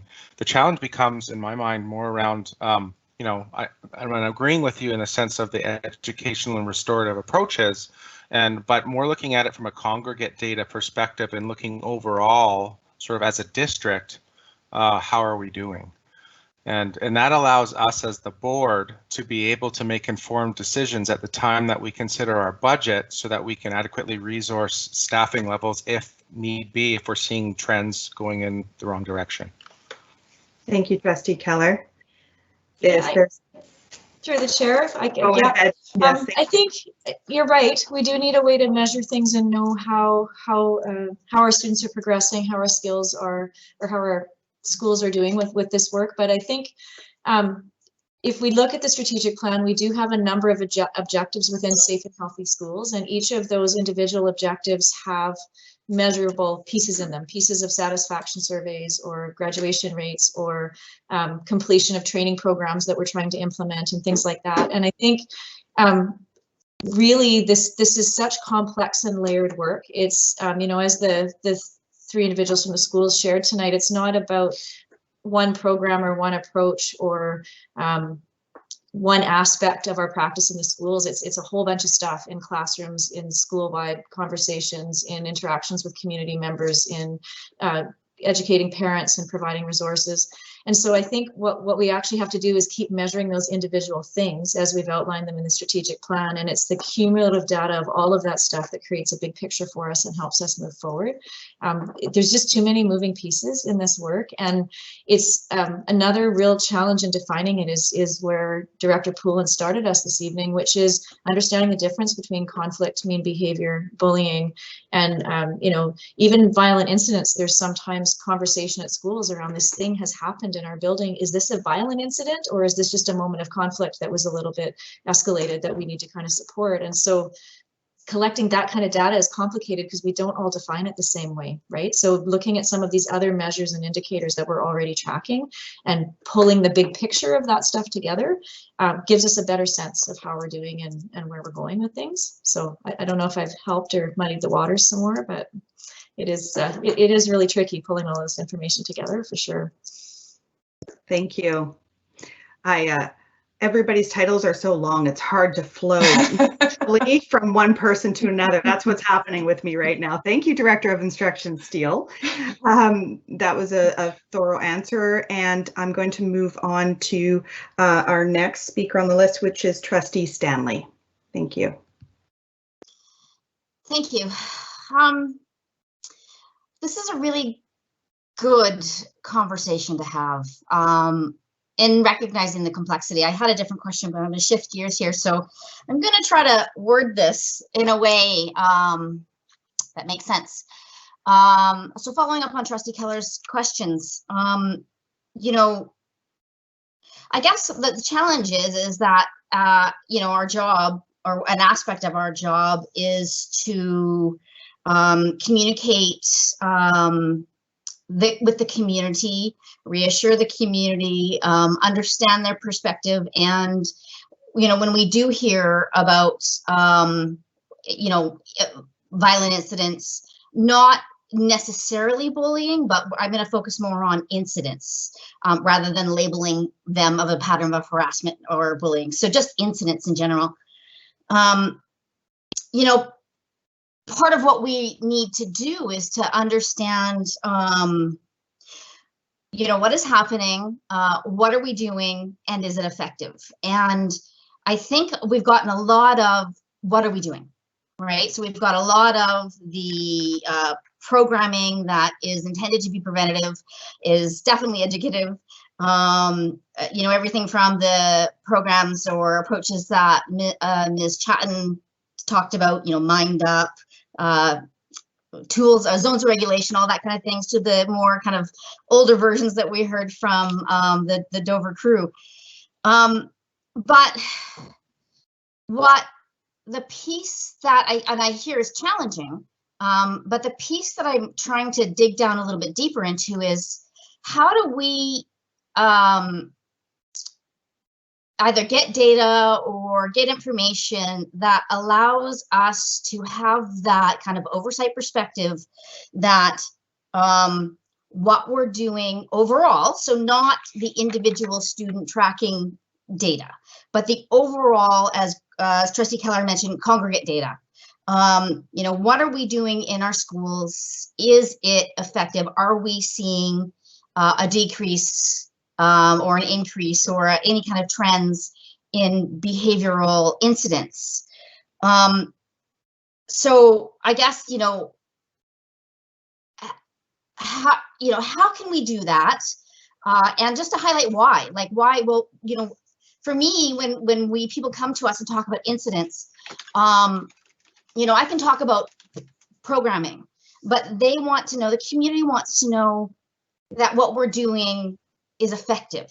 And so that's where I don't have data to communicate that. And I also don't have data to understand that, because if it's not effective, if we're having something going on, or, you know, things are getting worse, or who knows, I know that I would definitely be advocating from a budgetary perspective that we need to look at supporting, you know, what our staff recommends to address these issues. And I just feel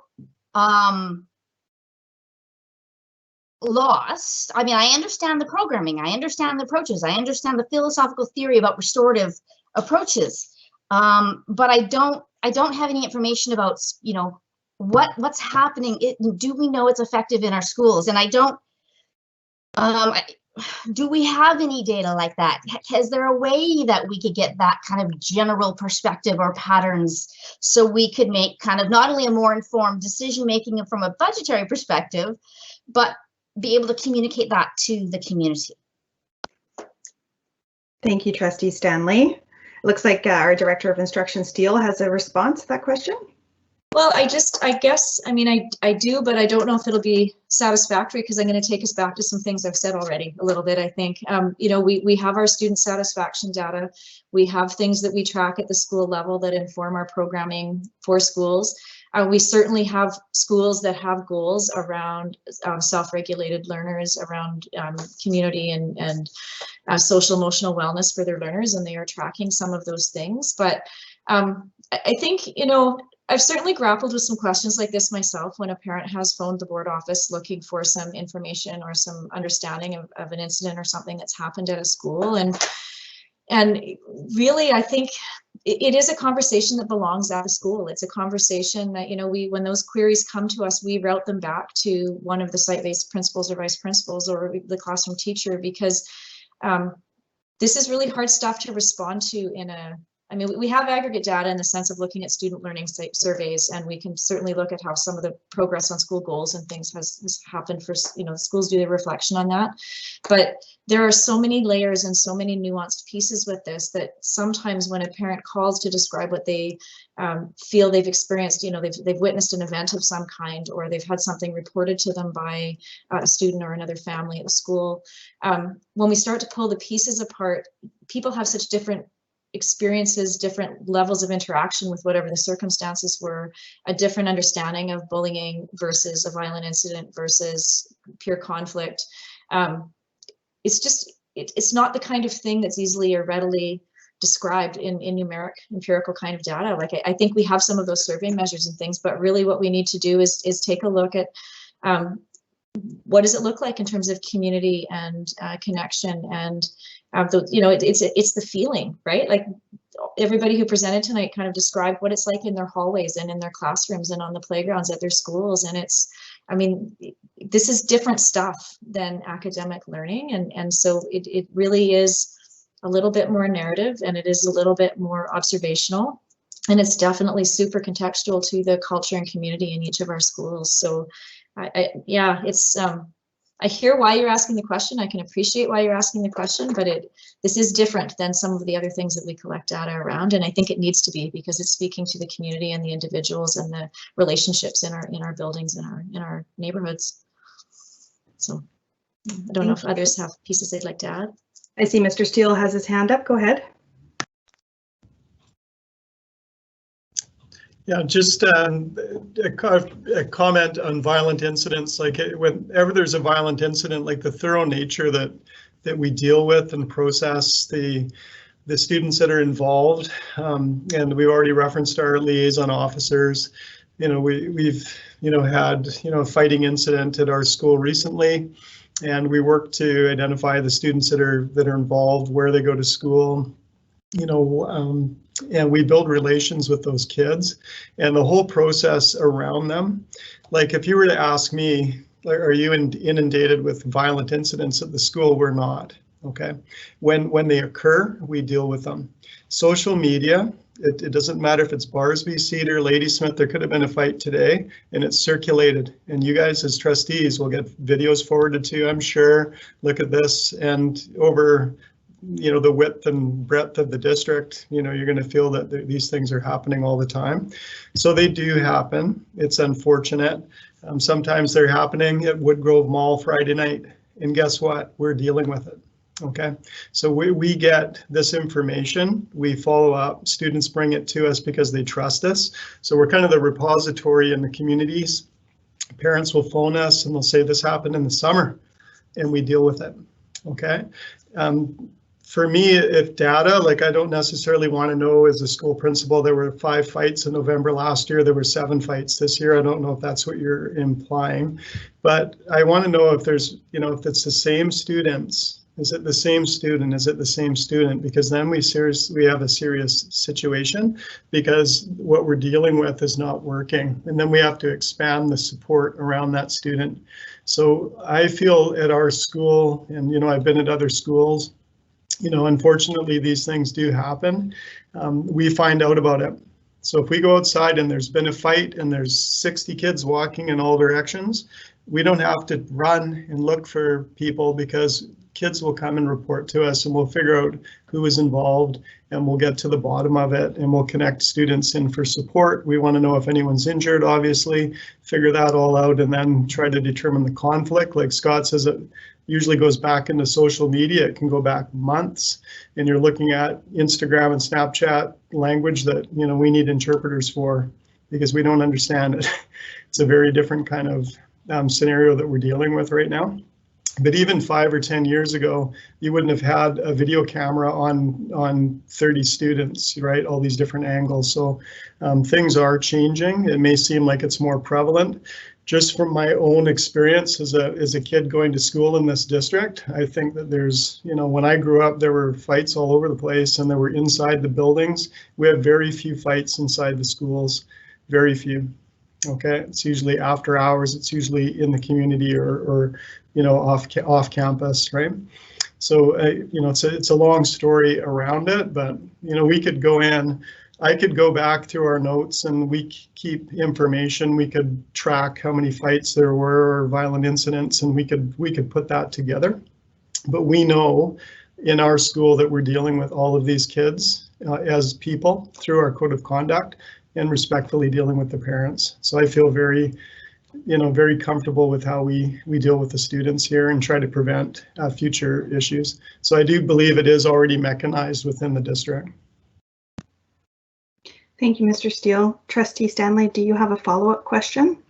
I do, and I'm going to direct it at Mr. Steele if possible. So through the chair, so would you feel it would be accurate if I summarized what you just said in one sentence, which is not going to be a fair representation, but I guess one of the messages that I just got from you is that you feel that student patterns matter more, individual student patterns matter more than overall levels of violence in a class, or sorry, in a school or at a district level. Well, I don't want you to paraphrase me into one sentence because I don't think that's necessarily fair. But you know, I do think that we're handling things and we take things seriously. And as I mentioned, I don't believe that we're inundated with violent incidents. When they occur, you know, it is unusual and we deal with it. Sorry, can I clarify then? I guess I'm not trying to pigeonhole you. I'm trying to make sure that I understand you, which is that I guess what I'm hearing you say is that you feel like understanding the individual situations and responding to the individual situations is the most effective method to understanding the problem in general. Is that a fair representation? We're trying to treat the children respectfully, and we want to listen to them. We want to hear their stories.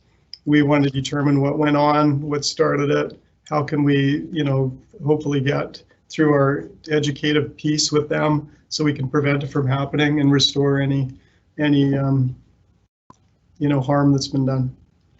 Thank you, Mr. Steele, for providing your perspective and experience. I see our Director of Instruction, Olson, also had her hand up. Go ahead. You know, I did mention it when I was speaking to my 2 slides, but it's very personalized the way we deal with situations that are around conduct. We deal with them respectfully. We consider each situation separately. We look at the history, we involve outside agencies, we work with families. We take these situations very seriously, and because just like reading levels, children are at all different levels of their ability to deal with conduct and their own self-regulation. So that's where some of the challenges come in when we try to say there were 10 fights. Well, were they really fights? Were they conflict? Was it rude behavior? What's happened? What is the child's ability to navigate? What are their past experiences?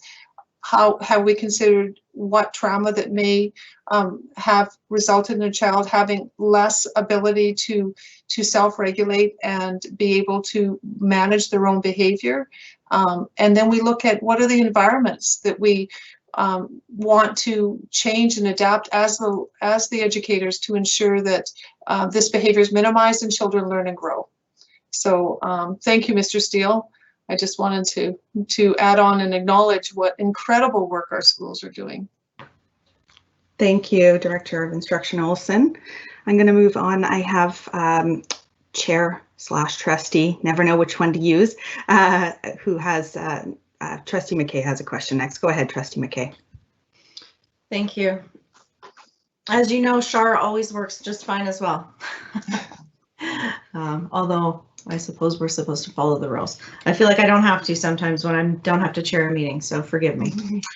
So I have a few thoughts that I'm going to try to tie together in a good way, I hope. So the first thing I want to acknowledge is the slide on conflict, rude, mean, and bullying behavior that Director of Instruction Poulin presented this evening. That was some of the best work that I learned when I first came into the district, learning about bullying and what does it mean? What does it look like? What do we do about it? Like, there's so many questions that go with that. And so that slide, thank you for sharing that this evening. It pulls together a lot of things that really help create a solid basis for this type of work and for this type of learning for all of us. And it's really good reminders for me as well. There was new information there that I really appreciate being shared. One of the things I want to note before I move into my question per se is just to acknowledge something that I haven't heard this evening, but that I would like to acknowledge all of the partner groups. You know, we have some principals and vice principals here with us tonight, which I'm always happy to see you on screen. I wish it was in person, however, but as well as the organization itself for ENSA, DPAC, QP, and the NDTA. These are the people who are out there, you know, working within the system every single day. And they're extremely skilled at this work of being able to go in and figure out these situations that honestly can sometimes be really, really difficult. Sometimes they're simple and it's just a matter of figuring out some conflict between students, and other times it's extremely complex and difficult situations where maybe they're coming up and asking directors of instruction or assistant superintendents for some assistance in schools. And so I don't want to move on without acknowledging that work, because it's throughout the system. And I want to place my thanks and gratitude on how much I value that as a component of this work that happens in the district. And so pulling all of those sort of thoughts together, I would look to Superintendent Saywell, actually, in consideration of what we've heard for a couple of times. You know, I think that there is some data there that we can utilize, and that we do utilize in the district review story, which is around the student satisfaction survey, in looking at how safe our students feel at schools. And I feel like that may be some of the most relevant and important information for us to use. And so I'm going to ask the superintendent moving forward, if when we look at that district review story, or, you know, the next one that we're going to create fairly soon, if you could highlight that information and then contextualize it, perhaps with anecdotal evidence that is supported from our schools around what it might look like. Because, you know, survey data is just survey data, but what does that actually look like? So maybe some commentary to elaborate there, because that's a document that we share with the ministry, it's a document that we share with the public, and it's a document for the board really to recognize what's happening and how, you know, when we're being asked questions around how do we measure and what does that look like, I would look to you to sort of pull that all together for the board in your next district review story. So, you know, I'm just going to highlight that that's where I'm hoping to see that information next, and perhaps even plant the seed that there might be an opportunity there to ask students in something district specific that perhaps we do, around asking students and incorporating, you know, student opinion into that district review story. So I'm putting that out there. It's not a question you have to answer right now, but I just want to put it out there because I think that that's the place where I'd really like to come back to and see how we're doing next. And we'll get the results of this year's survey data, of course, from the student satisfaction survey, as well as the parents' perspective for those that participate in the parent survey as well. So I'll just leave that there. Naichka. Thank you, Trustee McKay. Superintendent Saywell, did you have something you wanted to say before I move on to the next question? Now I'm putting you on the spot. Well, I would just say in response that the operational plan is filled with supporting certain groups of people around this issue. It's building capacity in a lot of ways. You're not going to get a one-to-one correlation. You bring in the white hatter and students feel more comfortable and safer in school. So it's been mentioned many times by staff here that the work is complex, and it's largely, the outcomes are anecdotal, and you're not going to get any one-to-one correlations. I've really appreciated the sense around the preventative, the educative, and the restorative measures. So nice job this evening. Thank you, Superintendent. Before I move on to Trustee Higginson's question, I see another two. Also, Trustee Stanley and Trustee Keller has popped up there as well. I'd like to ask my question. I so appreciate, similar to what Trustee Stanley said, this opportunity for us to discuss this topic. I think it's really great for us to be able to dig into what programs are being offered, what partners are being utilized, how staff capacity is being utilized, all these different components, because I absolutely agree. This is complex. We cannot find a one-size-fits-all solution to students who are unique and are in unique circumstances, in unique contexts, interacting with unique other individuals. There's just so many pieces at play.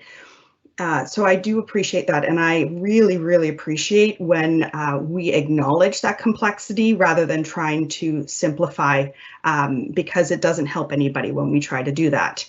I'm trying to wrap my head around, and I will tell you, full disclaimer, where I'm at right now is that we're moving into a budget process. And so what I'm trying to understand is when we're looking at this budget, how or what do us as trustees need to consider around staff capacity? When we're talking about these programs, and I think that's where the piece comes from me with us linking efficacy of the programs. And I know it's challenging to do, but it's really good for us to know how these programs are doing. Are there trends of violent incidences increasing? Or, what's the patterns of behavior that we're seeing? All these things are important for us to know as trustees, so that when we're looking at the budget, and what I'm considering is, do we need to increase our child youth family support workers? Do we need to increase our EAs to supervise before and after schools, to be able to continue to teach those coping skills while supervising, or those learning opportunities? Do we need to look at increasing training and capacity for restorative practices? I know these are all pieces that are part of a complex package that I'm trying to understand in order to be able to look at this budget and say, I agree, this budget is meeting our district's needs. And so I understand the complexity.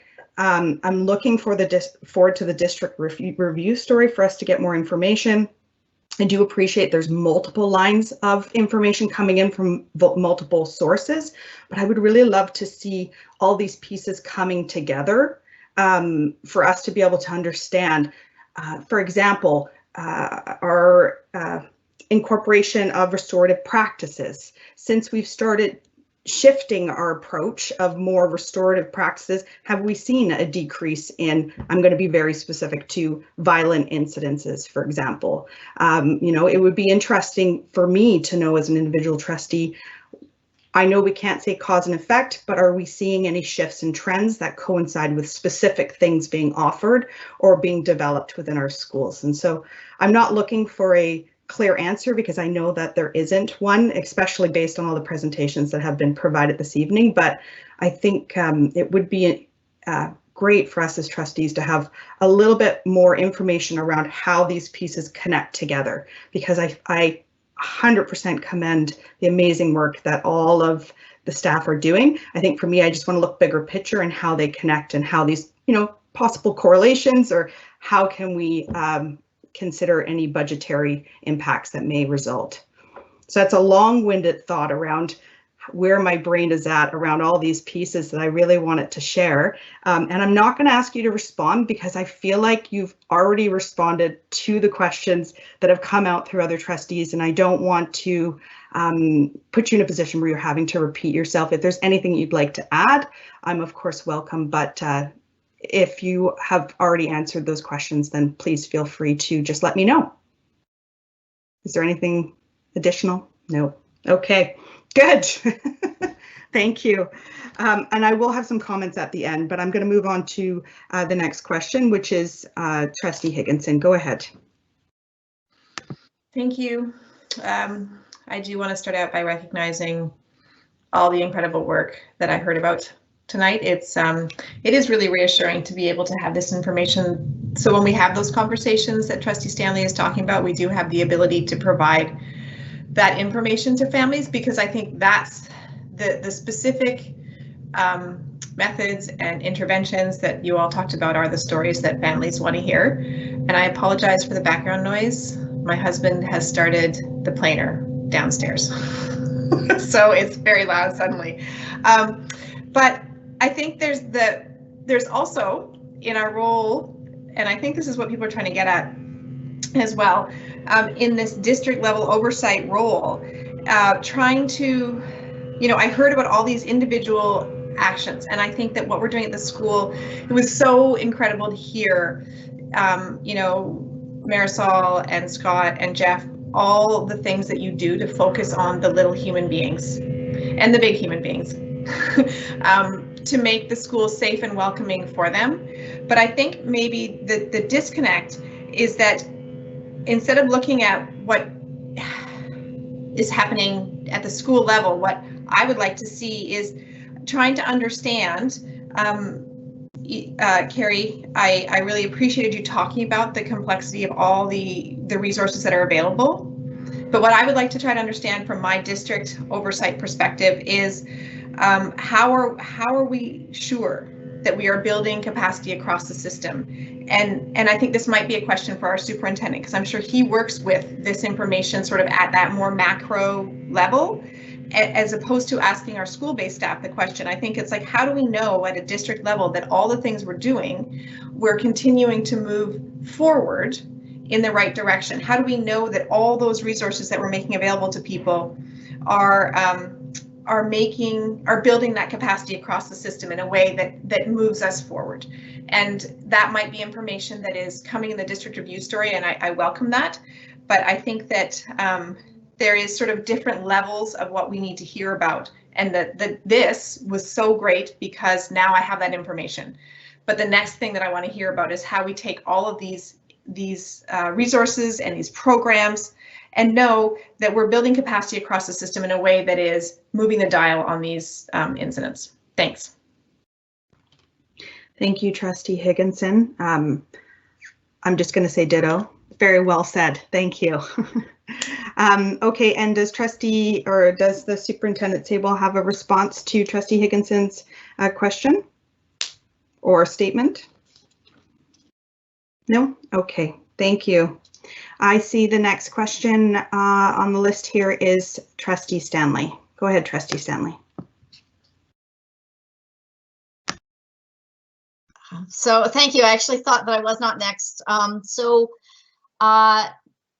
Kind of ditto. Trustee Higginson actually largely asked my question, so let me kind of get a little bit more specific.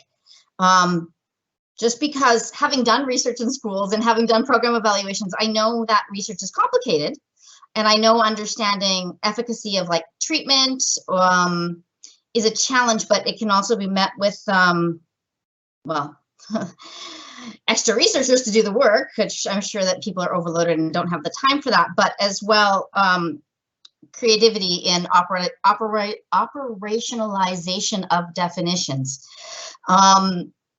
And it was the capacity building among our staff, specifically with restorative practices and or training, that I was actually thinking might be a way of providing information that answers our question, but from a different, from a different perspective, right? Not student behavior, but, we're getting better at doing the work. So I guess, I don't know if this is a question, to whatever extent that there may be information, or if we could, I like Trustee McKay's idea of the district review story. If there was a way that somehow we could communicate how we are doing that capacity building, particularly, on the restorative work. I think that would be an excellent aspect for us to be able to communicate out to the community as a mechanism of, again, addressing those concerns. So, this is the work that we're doing, and this, this is the progress that we're making, continuous improvement, yay. So I guess it's not a question because Trustee Higginson pretty much asked it. I just am going to focus on the restorative piece. Thanks. Thank you, Trustee Stanley. We have a lot of big thoughts tonight. I appreciate that. I think that's why this is important for us to have this opportunity. Did anybody want to respond to Trustee Stanley before we move on? No? Okay. I feel like this would be so much smoother in person. I'm just gonna say it. I saw Trustee Keller. Did you have a question? Because I'm not seeing it now, but I wrote you down. Can I just clarify? Did you have a question? Thank you, Chair. I think all I wanted to say, and I deleted it but I'll say it anyway. I just wanted to say through the chair that I agree, and I'm very pleased with that Chair McKay brought up the idea of the district review story. I think that's a great idea. It's maybe a way to present some more qualitative data if we can't get, other types of data. And I would welcome that if we could see that. Thank you. Thank you, Trustee Keller. I wanted to ask one last question, and then I just have a couple of quick things I wanted to say. Mr. Christensen, you had mentioned about 21 reports, 20 at the secondary level and 1 at the elementary level. Can you clarify, first of all, what type of report you were referring to? And is that an annual, was that a recent within this year report, or just some more context around that? That was actually Margaret Olson had done that. Oh, there you go. That was me, and it was regarding the confidential erase reports, formerly known as erase bullying. And they have been this year primarily around conflict, and most of them came from one school, and it has provided a rich opportunity for the principal of the school to lead some really good dialogue around group dynamics and how to interact, and friendships that blossom and then fade, and how you navigate that as a young adult. Thank you very much. I'm not seeing any more questions, so I just want to make a couple of quick comments. I want to appreciate everybody who's come here this evening to present. Ms. Chatton, I really, first of all, kudos on your background. You're saying it all right there. That's great. And also, I appreciate that you were talking so in depth about creating a culture of kindness and around social emotional learning. I really learned a lot through your presentation, so I wanted to take a moment to appreciate your presentation and for bringing that to us this evening. Also, for Dover Bay, I need to mention that that's where I graduated from high school. So clearly, you're doing a great job. Sorry. And so it's always nice to get updates around Dover Bay and all the great work that you're doing. I believe 2 trustees actually graduated from Dover Bay on this board, which is always nice to have local graduates continuing to be involved in education. And that would be Trustee O'Neill, who also graduated from Dover Bay. With a celebration there, thank you.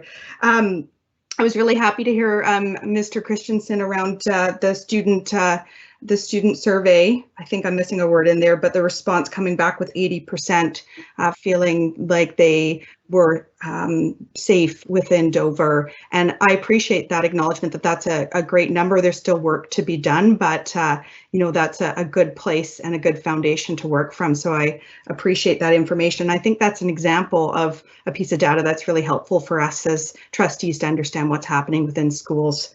And then the final thing before I bring it back over to Superintendent to be able to say some final words here is that I appreciate the acknowledgement of and integration of outside agencies. I think, like I was mentioning before, the complexity of each student situation requires a community of supports. And so I really appreciate the willingness and eagerness to work with community organizations who can work a little bit more in depth on issues that we don't have the capacity within the school system to do. So that's really, really uplifting to hear. Thank you. And I'm going to pass it over to our Superintendent Saywell.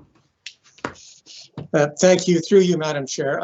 This is complex work, and a big thank you to all the presenters this evening for your continued efforts in creating safe, caring, and healthy learning and working environments. Special thank you to Mr. Steele, who is a day older today. Thanks, Jeff. Happy birthday.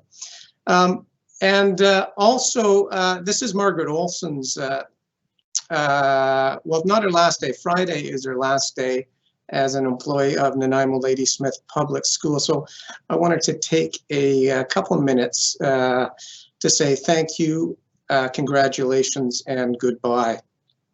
Margaret Olson was hired as a counselor to our district in 2012, promoted to the role of vice principal of Dover Bay shortly thereafter, and then vice principal of Wellington, then on to Ladysmith as principal, district principal of human resources, and finally as director of instruction for inclusive education.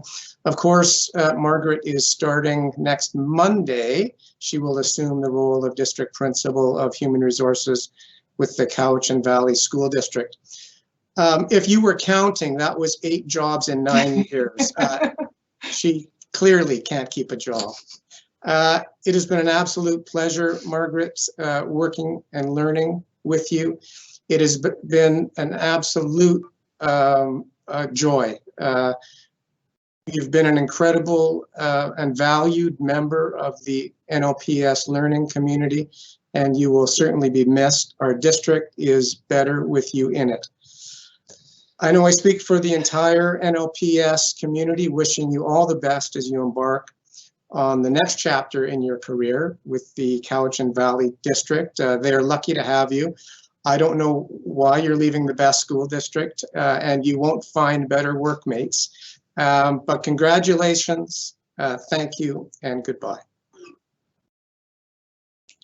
Thank you, Superintendent Saywell. And I'm not going to say much because I'm a crier, but I've really enjoyed my time here, and I really appreciate how passionate everybody is about supporting all of our students. So thank you. Thank you. Thank you, Superintendent. And Scott, our superintendent, has said it all. Congratulations on your next journey there, Margaret. And happy birthday. Very exciting. Okay, we're going to move on. Thank you very much. We're going to move on to 8.3, and we have our Director of Instruction. Oh, I didn't bring it back to our for any final comments from our Deputy Superintendent Tim Davey. I apologize. I looped around you there. Is there anything final that you would like to say? You're muted. Yeah.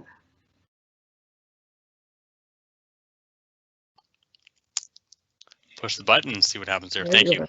Through you, Madam Chair. The superintendent said it well, and thank you again to all of our presenters. Congratulations to Margaret Olson and Jeff Steele. Happy birthday to you. I hope you and Carrie are able to leave this meeting quickly and go and celebrate. So have a great evening. And Margaret, again, congratulations. Madam Chair, thank you. You've already made the introduction here for our Director of Instruction, Ted Cadwallader, Indigenous Learning and Student Data. And what I can say is that I'm looking forward to this presentation. We have collaboration that's taking place between the Department of Learning Services and the Information Services for the school district here. And I'll turn it over to Ted. Thank you very much. Thank you. Thank you. Thank you. I just want to raise my hands in thanks to all of our presenters who did 2 of my favorite things. One is they started off introducing themselves in Hulk Commitnum. Marisol, I'm glad you made that jump without any planning whatsoever, just that came your way. And I know that you took that initiative and did something spontaneous like that. So I applaud that spontaneity. And also for our conversations about evidence and data, and how do we know whether we're creating a safe working and learning environment across our school district. And I know it has been some of a challenge for us to put numbers beside things that are so human in nature. And so we had that same experience over the last 4 weeks from a question that also came from our trustees was, what kind of evidence do we have that gives us an indication of how our students are doing this year compared to how they've done in previous years when there was no global pandemic facing them. And I know part of that is has there been an impact from this pandemic on the success rates of our students? And it's been an interesting exercise because it depends on how we define success, right? And so we had to, first of all, make some decisions around that particular question. And so, Karen, if you could start up the presentation, I will just walk us through this, and again, I raise my hands to Karen, who's always has these things at her fingertips, and so I'll just start off again in the theme that started us off here is in Hulkameetnam, just acknowledging that we're on this territory. So it's Nate McFwait. Good evening, everyone, and thanks for this opportunity. It did help us in a number of different ways see what we had in front of us, and also make some decisions around how we would define what do we know about how our students are doing this year compared to similar periods in previous years.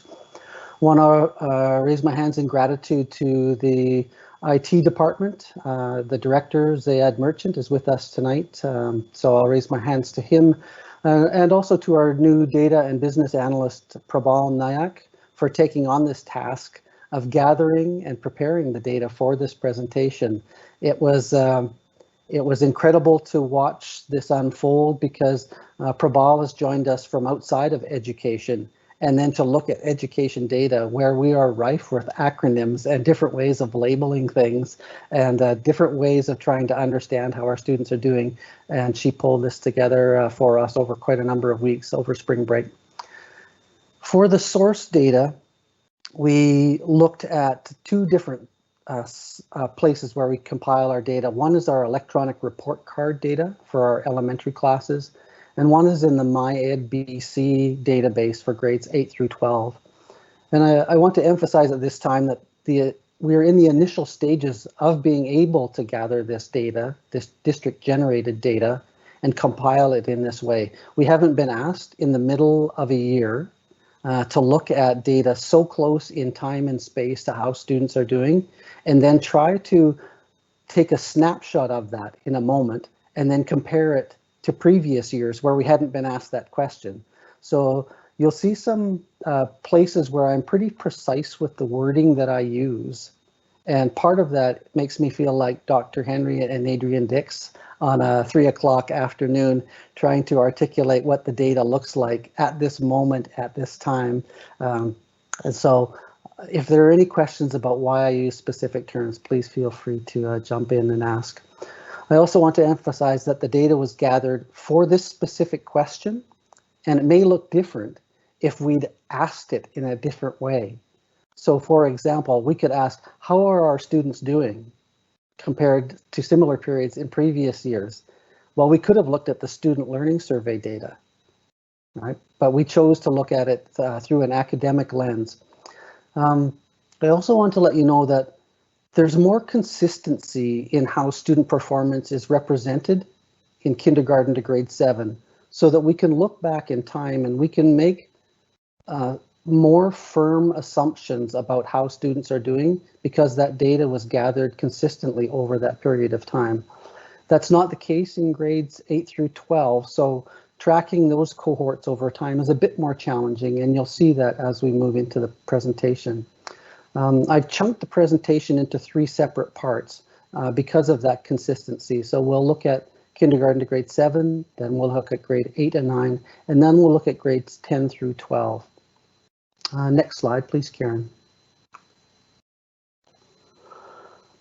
So this slide speaks for itself. We look primarily through the lens of these 4 descriptors when we're assessing student performance.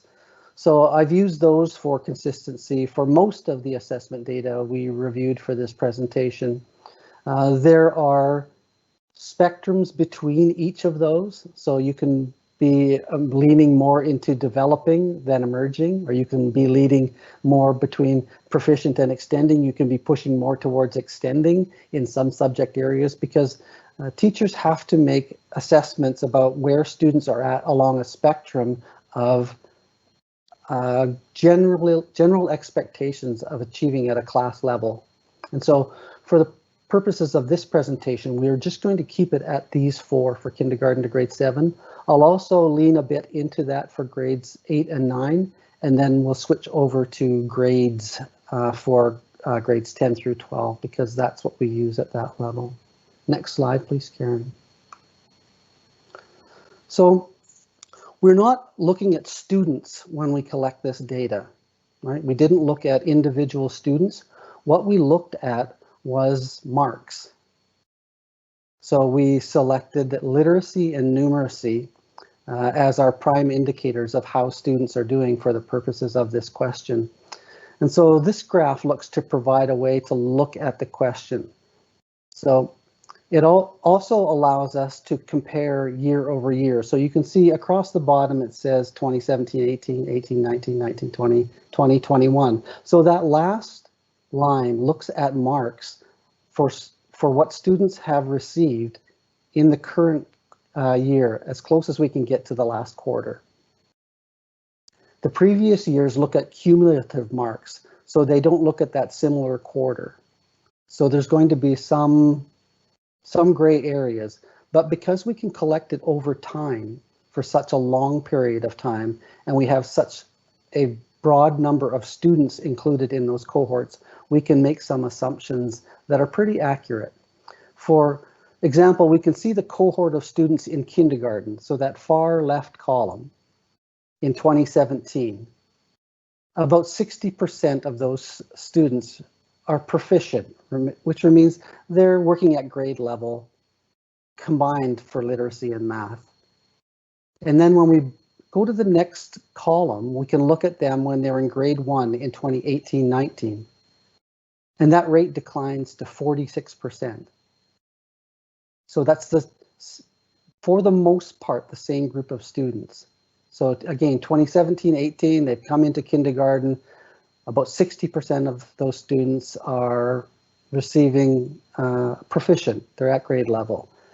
When they go to grade 1, that rate declines to 46%. Then in the third column over, when they're in grade 2, it's at 42%. And then this year, for the most part, that same group of students, about 49% proficient. So a reminder that proficient means that students demonstrate a complete understanding of the concepts and competencies relevant to the expected learning. That's not out of the norm that when students come in kindergarten, that at the end of that year that we would say they're proficient, because as they proceed through kindergarten, grade 1, grade 2, grade 3, they are exposed to different levels of work, different concepts, different strategies, different teachers, different dynamics in their classroom, and we would expect them to learn at different rates as they go along. Again, it just starts us off on this path of being able to look at those cohorts as they move through time. Now I'm going to use that same pattern, right? We're going to look at a cohort of students in 1 year, and then we're going to compare them in the next year and the next year. So if you have any questions about how I've done that through the slide without a fancy laser pointer pointing at it so that you can see it, I'm happy to do that. Chair, you have your hand up for a question? Yeah, I was just going to ask you a quick question. Thank you for this information. I just started wondering, is this information lumped together with both students who are in our English stream versus our French immersion stream? And are there any different results for our French immersion students? We didn't disaggregate for our French immersion students, but they are part of this data set. And we can get into decisions that we had to make along the line to give a clearer picture. So the data sets that Prabal looked into were quite extensive, and so we had to pare down the massive pivot tables that were that came out of there and make some decisions so that we could do this presentation. But yes, they're included in it. Thank you. I see no other questions.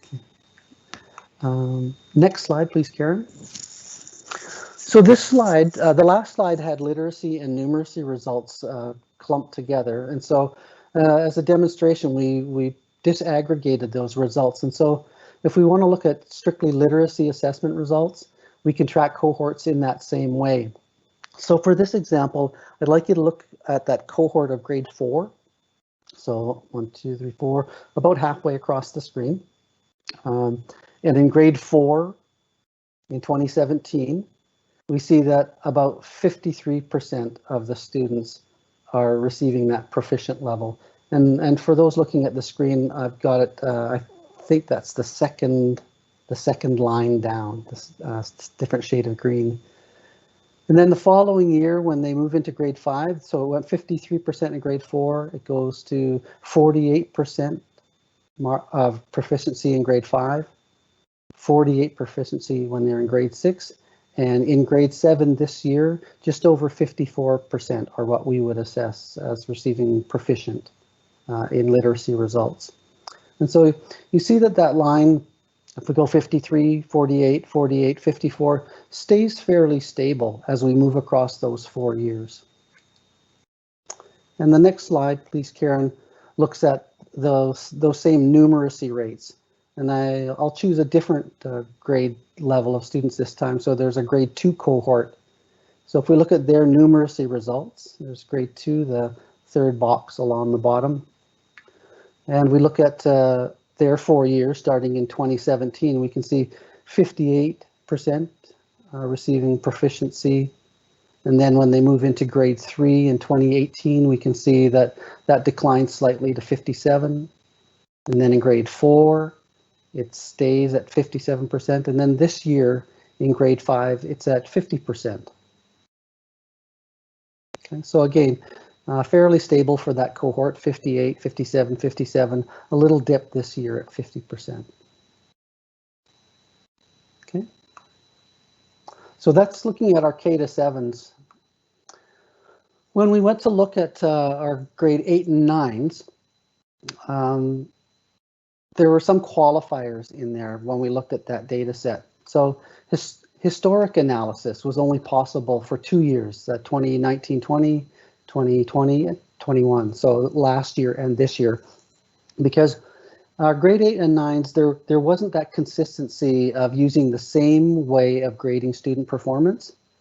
And so for the year 2019-20 and 2021, we had our Island Connect Ed students had grades and other students had proficiency levels. And so for these 2 years, I've pulled out the Island Connect Ed students from last year and this year in this analysis because of those different grading systems. So it's hard to include them and say, well, if this student had 53%, is that the same as proficiency? So we've pulled them out for the purposes of this analysis, but they've been included in the other sections. Again, we didn't take the analysis here we don't take into consideration for grade 8 and 9 students because some of those are, I'll put it this way, if I'm in grade 9, I can take grade 10 math. And I can take grade 11 math if I'm really doing well. So I can take a higher course than the grade that I'm in. So we've pulled out the students who are in grade 8 and 9 who are taking grade 10, 11, or 12 courses in literacy and numeracy subjects. But those students are very minimal, so they don't impact the data trends at all. And so let's have a look at grade 8 and 9. So we asked, how are grade 8 and 9 students doing in language and math over the past 2 years? And so again, we collected the student marks. And with only 2 years of data, I'm pretty cautious about interpreting any of these trend lines. But what we can say is that in grade 8 last year, 61.14% of the marks in math and language were at proficient or extending. And this year, when those students moved into grade 9, it's at 60.48. So virtually the same.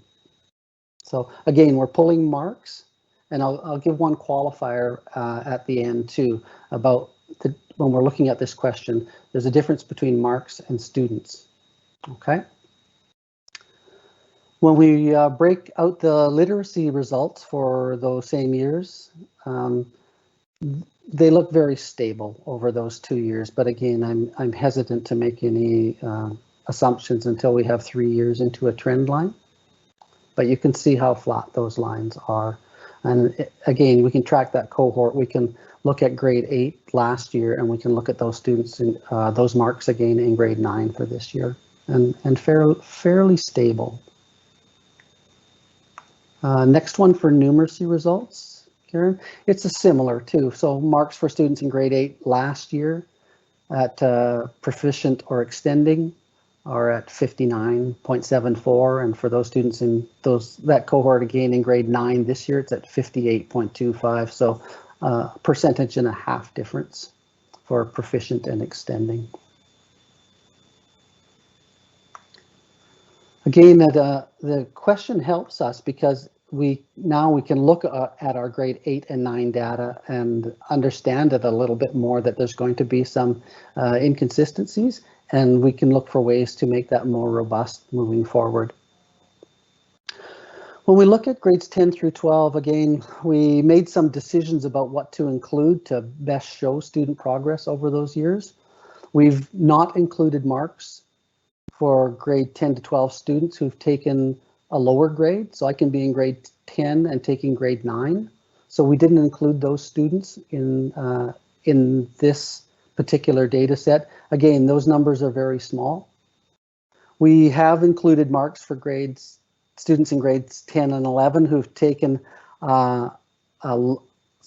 grades 10 through 12 who've taken a lower or a higher literacy numeracy subjects, but remain within that grade 10 to 12 bracket. And for this part of the presentation, we've not included those students who didn't receive a mark in the subject area course. Okay, so these are just marks, they're not students. And so again, one of the things we recognized as we pulled this data together was making some decisions of pulling marks rather than looking at individual students. So if a student didn't receive a final mark, then they're not included in this data set. And that gives us something to look towards as well, as has there been an impact? Has there been more students not receiving marks who have been enrolled? But we didn't include them in this presentation. Next slide, please, Karen. So how are grade 10 and 12 students doing in language and math over the past 4 years? We've looked at a grade 10 cohort this time in 2018, and we'll follow them over 3 years and see what percentage of students received 60% or better in their courses. So it's a sum of the top 4 green trend lines.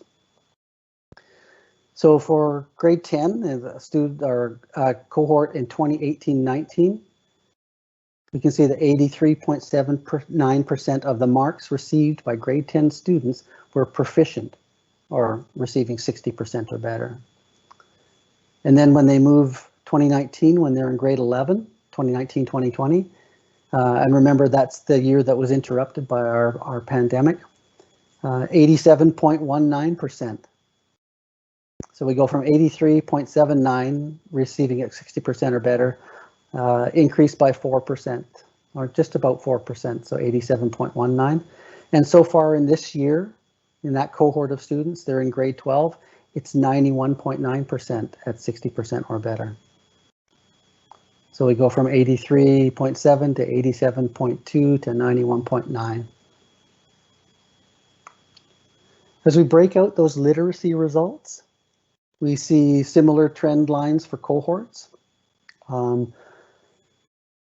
Let's look at for the same cohort of students who are currently in grade 12. So we'll go back 3 years when they were in grade 10. 3 years ago, for literacy, 80.42% of the marks received were 60% or better. And I'm using that as proficient. So again, accumulation of those top 4 trend lines. So the next year, which was last year when they were in grade 11, when the year was interrupted by the pandemic, it was 79.63. So we dropped just under 1% at a proficiency level. And this year, when that cohort of students is in grade 12, it's 85.49 of the marks received were 60% or better. So again, 80.42, 79.63, and then up by 5% to 85.49. And again, we break out those literacy results for those students. Again, that cohort of students that was 3 years ago in grade 10 that are currently in grade 12. So in 2018, that was grade 10 students. For numeracy, their course marks were 71.5, were 60% or better. And then last year in grade 11, it was 79.64. And this year in grade 12, it's 87.75. So we see an increase in the course marks for numeracy being at 60% or better. And the last thing that I find intriguing when we look at data like this is what do we know? Well, we'd not done this before. And so when Dawn, so Assistant Superintendent Balcombe and Director Merchant and I were looking at this.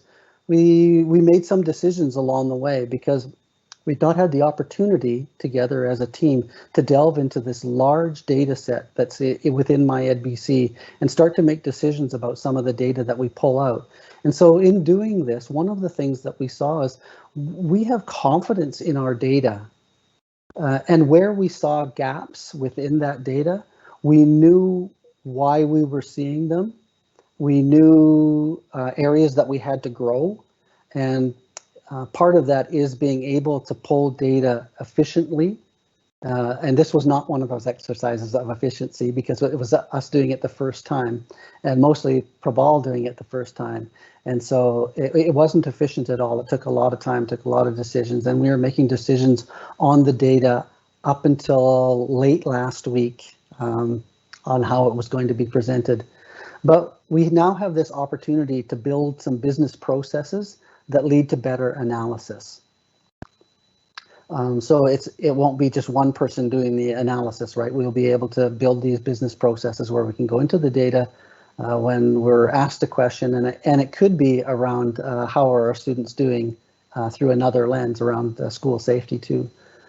But we also noticed what do we know about how our students are doing this year compared to similar periods in the previous years, because that's a question that was asked of us. What we see in this data set are some stable trend lines that our students are doing as well as we might expect from previous years. And we didn't see an obvious connection in this data set between student performance overall and when we know the COVID pandemic hit last March. We can't say from this data set that here's the spot where we see marks being impacted. Now that may change over the next 2 or 3 years, where we see longer trend lines and we can see an impact from a performance event at March 2020. But this data set that we were looking at, we didn't notice overall student performance declining or increasing because of a causal event like a pandemic. That may be because of the results of the adaptations and supports we put in place. It may be because teachers worked much more closely with students and individual students who knew that they needed more support, more wraparound help. It could be the number of staff that we've increased this year because of the COVID pandemic that's kept students on track who might have faltered in the past. It could be a variety of different things that happened, but like most things that are human in nature, we can't say that this caused that. So we're working in an environment with so many moving parts, but we have confidence in the data that we're presenting to you this evening, and we can make some assumptions about where we're going next. So Karen, next slide, please, and then I'm happy to take any questions. And if there's some that I can't answer about how this came together or what we see in it, Zayed is also here to help out. This is just a made-up slide. It's not one of ours, so don't try to interpret it, please. Thank you to our Director of Instructions, Cadwallader. I am glad that you're not asking us to interpret that slide because I was a little mind blown there for a moment. Much appreciated. Was your presentation finished? I do have a question from a trustee. Okay, great. Okay. I have a question from Trustee McKay. Hi, thank you.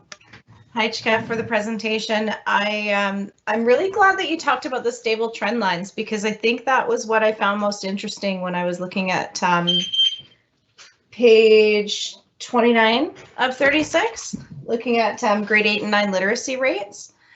I appreciate what you said about needing 3 years in order to take a look at you know, what that means. But the stability of that trend line I also find interesting because I would like to disrupt a couple of those lines. When I look at, let's see, which line is it? the developing and emerging lines with regard to literacy, you know, I'm seeing probably approximately 40% of students that aren't where we would hope that they would be. And when I think about literacy in particular, that's an incredibly special skill, in my opinion, for teachers to teach. And I wouldn't expect, you know, the typical grade 8 or 9 teacher who have many specialties in what they teach to be able to provide reading interventions to help support those kids, to help bring them back up to where we would hope that they would be at that point, to support them through graduation. And so I'm sort of planting the seed now that next year, if we could continue looking at this type of data so that we can ask ourselves, how do we disrupt these stable lines that we would hope might be different, and then how we could then in turn provide intervention supports, you know, maybe that's with specialized teachers. I don't know what that is. I'm not the expert in that, but just to ask ourselves that question, how can we support those kids in a school to get them up to where we need to be with regards to literacy, knowing that typically, you know, our K through 3 teachers, they are a special group of teachers who can teach kids how to read. That's not something that just anybody can do. And so I look forward to, you know, asking ourselves, how can we disrupt that, and how can the board support disrupting that trend line to help them move forward towards graduation. So just my thoughts for the evening, slightly anecdotal, but that was a notation I took away, keeping in mind that the data collection was a difficult task, a complex task, might be better put. So thank you for the presentation and sparking those thoughts in me for the future. Thank you, Trustee McKay. I have another question from Trustee Higginson. Thank you. Thanks for the information. It was really interesting. And what I found actually was that it reaffirms some provincial data that we've seen that does show that sort of in a global and pan-Canadian context, BC does appear to have had fewer impacts. So that's excellent news. But what we also saw at the provincial level is when you start layering in some intersectionality around our more vulnerable students, that's when we started to see some big gaps. And I'm wondering if you have managed to play with the data in a way that you know, teases that out. Like, are we seeing the same thing in terms of our vulnerable populations and the intersections with that data? Is my first question. Simple answer is no. I haven't done that yet, but I know that's next, right? Is because we talk about those students that we care about the most, and how has those same trend lines, if I only included children and youth in care in those trend lines, would they look the same? I'm guessing no. Or if I only included, I don't know, left-handed people, if I collected that data, would it look different? And so, yeah, that's some of the decisions that we had made along the way. And that's something that we're looking forward to, is being able to pull the data sets out effectively and efficiently and answer those questions quickly. Thank you. Did you have a follow-up, Trustee Higginson? I was going to try to squeeze in a second question as a follow-up, but I won't cheat, so I'll just put myself back on the list. Thanks. Thank you. Trustee Stanley, go ahead. Thank you. I'm going to kind of cheat. I just want to, if I may, ask 2 questions, because the first one is ensuring that I understand the tables, so I know that my second question is correct. Go ahead. So great, thank you. Mr. Cadwallader, when I look at the tables, and I'm just trying to bring one up here for me, I just want to make sure, let's say if I'm looking at page 32, and that's the ones that's looking at grades 10, 11, and 12.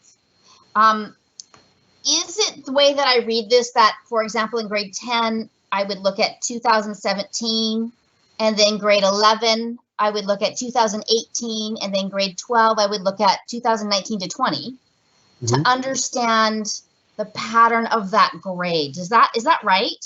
The pattern of that cohort of student grades as they move through. So we collected grades from that year, and then we collected, and then we can make the assumption that most of those students are the same, and then mentally group them as a cohort. Or I can just mentally group the data set of grades received as a cohort and follow that and pretend that they're human beings through the year. Great. Okay, so I did it. Yay me. Yep. Thanks. And I want to echo, I think it was Trustee Higgins who said this is, I don't know, I think she said it was exciting or fascinating, or maybe that's me. This is great. My question is, so on one hand, I want to say I find reassurance in the stability, and I guess the notion that we're not seeing from aggregate data a lot of learning loss so far is reassuring. So that's lovely. Thank you. I want to ask just a general pattern question. And if I look at, let's say, I think it's 25, or really any one of those tables that has emerging, developing, performing, or proficient and extending. And when I look at and it's often the same pattern, right? What we see is the majority of students are somewhere in the proficient realm. Then we see the second group of, the most frequent, what do we call them now? We don't call them grade, rating, is in developing. And then we have, a smaller number that are either extending or emerging. So what my question is the overall pattern that we're seeing, with proficient being approximately, let's say, 50-ish, and developing being approximately, 35-ish or something like that, and the other two about 5-ish each. Is that something that is what we expected to see? Is that the usual pattern of grades, for lack of a better word, that we that we maybe see across the province, or that we think is if there's a general grade kind of pattern? Am I making sense? Yes, and takes me back to a bell curve. Sorry. Well, yeah, because most of the population will be performing at the median. And some will be a certain percentage of the population in this academic world will be receiving marks extending, and some will be struggling. And so we would generally see the population bulge towards the middle and thin out towards the edges. Yes, I agree. So if I can do a follow-up, so we'd have fewer at the extremes. You again, through the chair, you'd asked about the province too. I don't know how the rest of the province is doing, and I haven't delved into this deep enough, because recognizing that we've had it in our hands for about 4 days to see how things are going. So, okay. So yeah, kind of a general pattern that we might expect.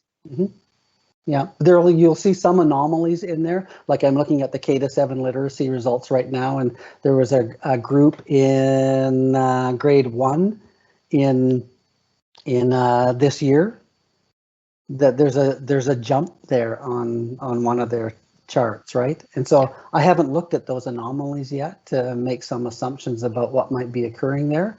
But as I follow that cohort next year, I'm curious about what that's going to look like, right? So we'll find them and track them. Thank you. Thank you.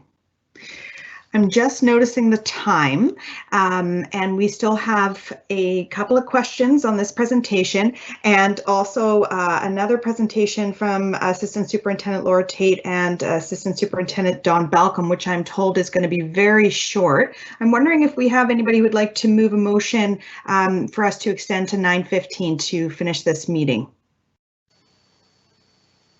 Any movers? Trustee Robinson, I can see your shoulder, and I think I saw a hand kind of move up there. There we go. Moved by Trustee Robinson. And Trustee Stanley has seconded that motion. Great. So we are going until 9:15. Thank you very much. Trustee Stanley, I believe you had a follow-up already, so I will move on to our NDTA rep, Joe Cornthwaite. And did I say it right? You did, Chair. Thank you so much. Go ahead. So I just wanted to quickly respond to Trustee McKay's question and query. So I would like to preface it by saying that my experience as a secondary SST is somewhat unique in that my training also extends to early primary. But this year, secondary SSTs have focused on literacy intervention quite extensively and have those tools now in hand and are starting to use them with students. So that intervention training has happened this year and it is in practice. So just wanted to make that comment. Thank you, Chair. Thank you, Joe. Great. I see that Trustee Higginson has taken her name off the list. Her question must have been answered, so that's great. I'm not seeing any other questions. A comment around with excitement and Haichika. I see Mr. Robinson waving his hand, Trustee Robinson. Oh, and I'm just ignoring him. Thank you very much for pointing that out. That was not intentional. I'm going to blame that on a long day brain. Go ahead, Trustee Robinson. My electronic hand won't go up, so. Go ahead. It must be 7 or 8 years ago, a teacher by the name of Shelley Belesne at Barsby took a class of grade 10 students, all of whom were 2 to 4 years below grade level in literacy. She had them 1 period a day for a semester. And I've forgotten the exact stats, but it was something like 80% of those kids got 75% or more in the provincial exam. And then I've heard nothing more about that. Have you heard anything about that, Ted?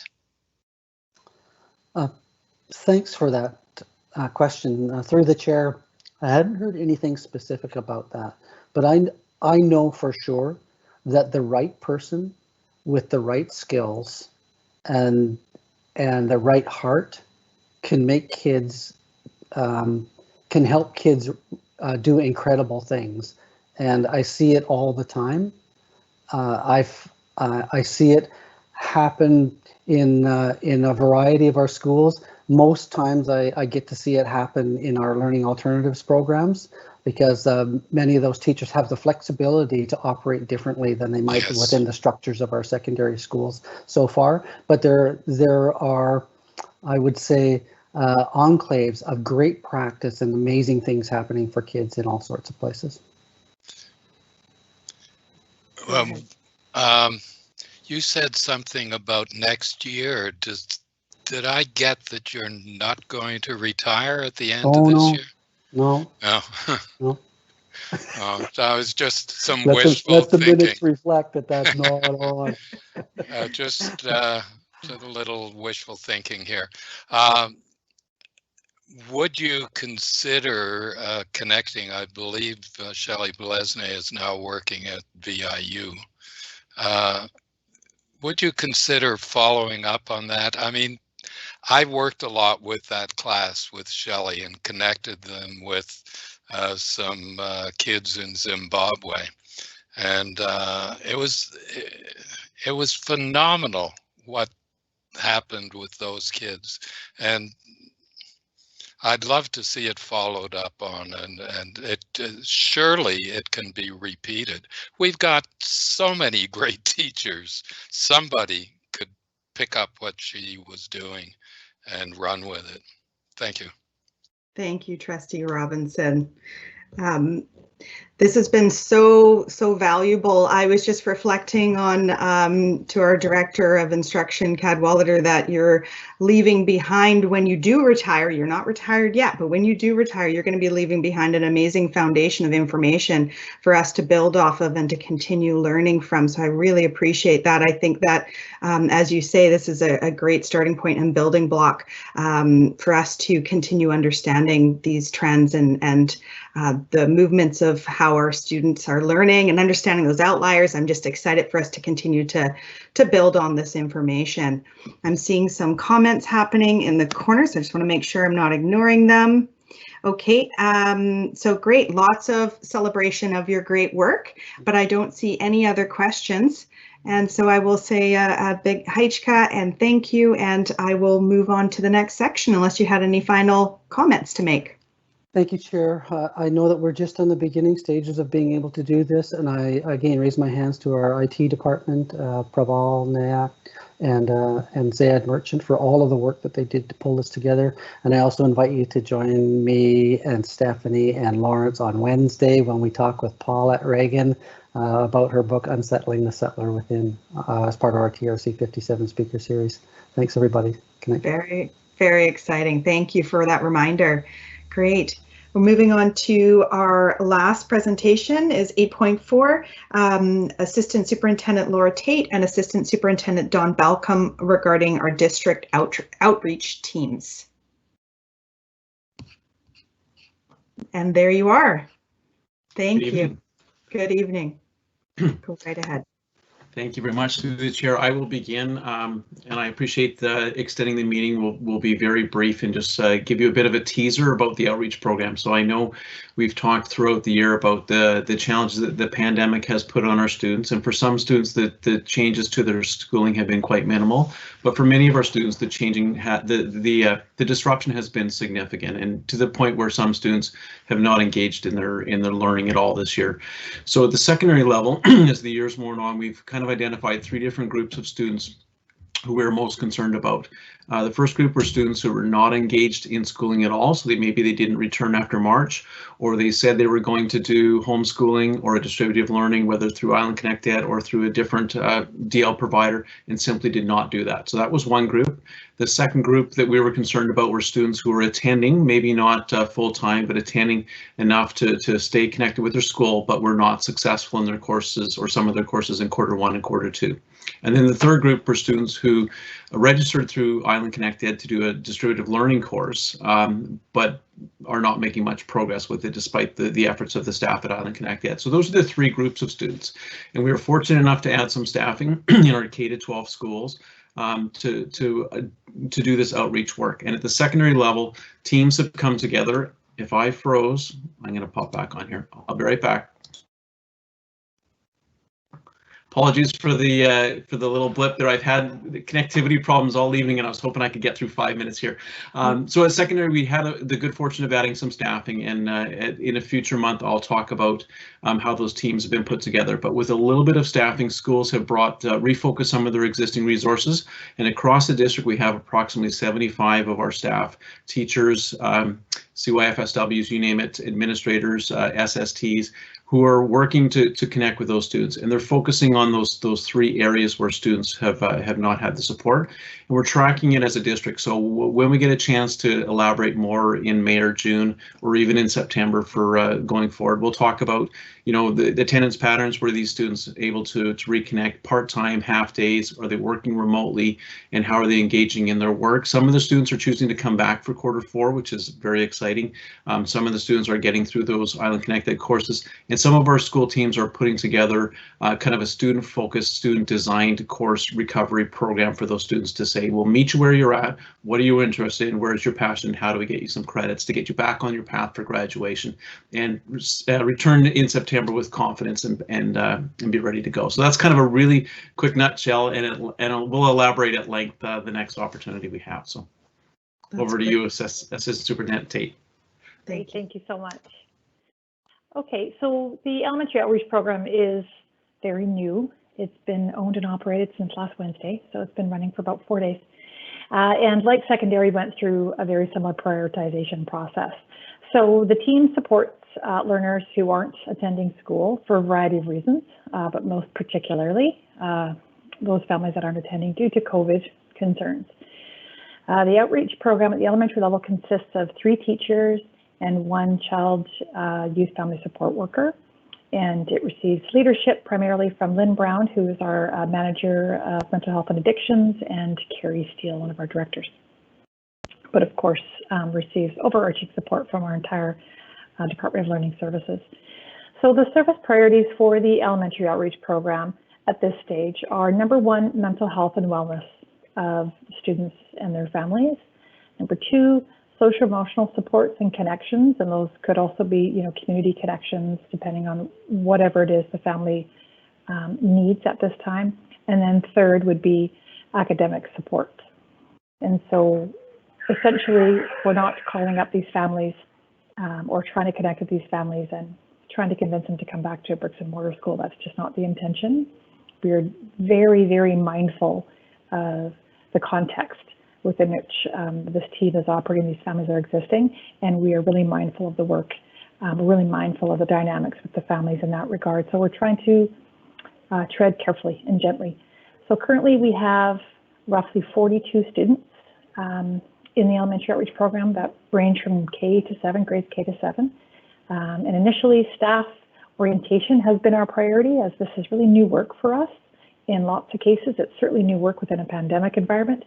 And as I said before, we want to be really mindful of our approach with these children and these families. And as Dr. Balcomb's mentioned, as time rolls on, we'll have more information and more data for sure. That's it for now. Thanks. That's great. Thank you. I'm happy we were able to fit in this this update, as it's timely that this is all happening. So that's great information. I'm not seeing any questions or comments by trustees, but I can say a big thank you on behalf of the board for your information. Great. I think we can move on. Look at that.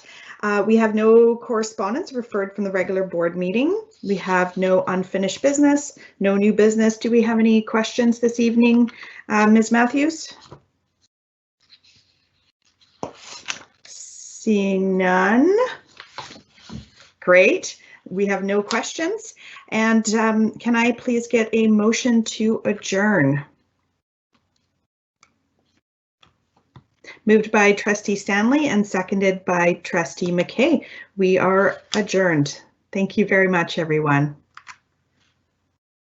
Good, and lots of thank yous coming in on the side that I missed it.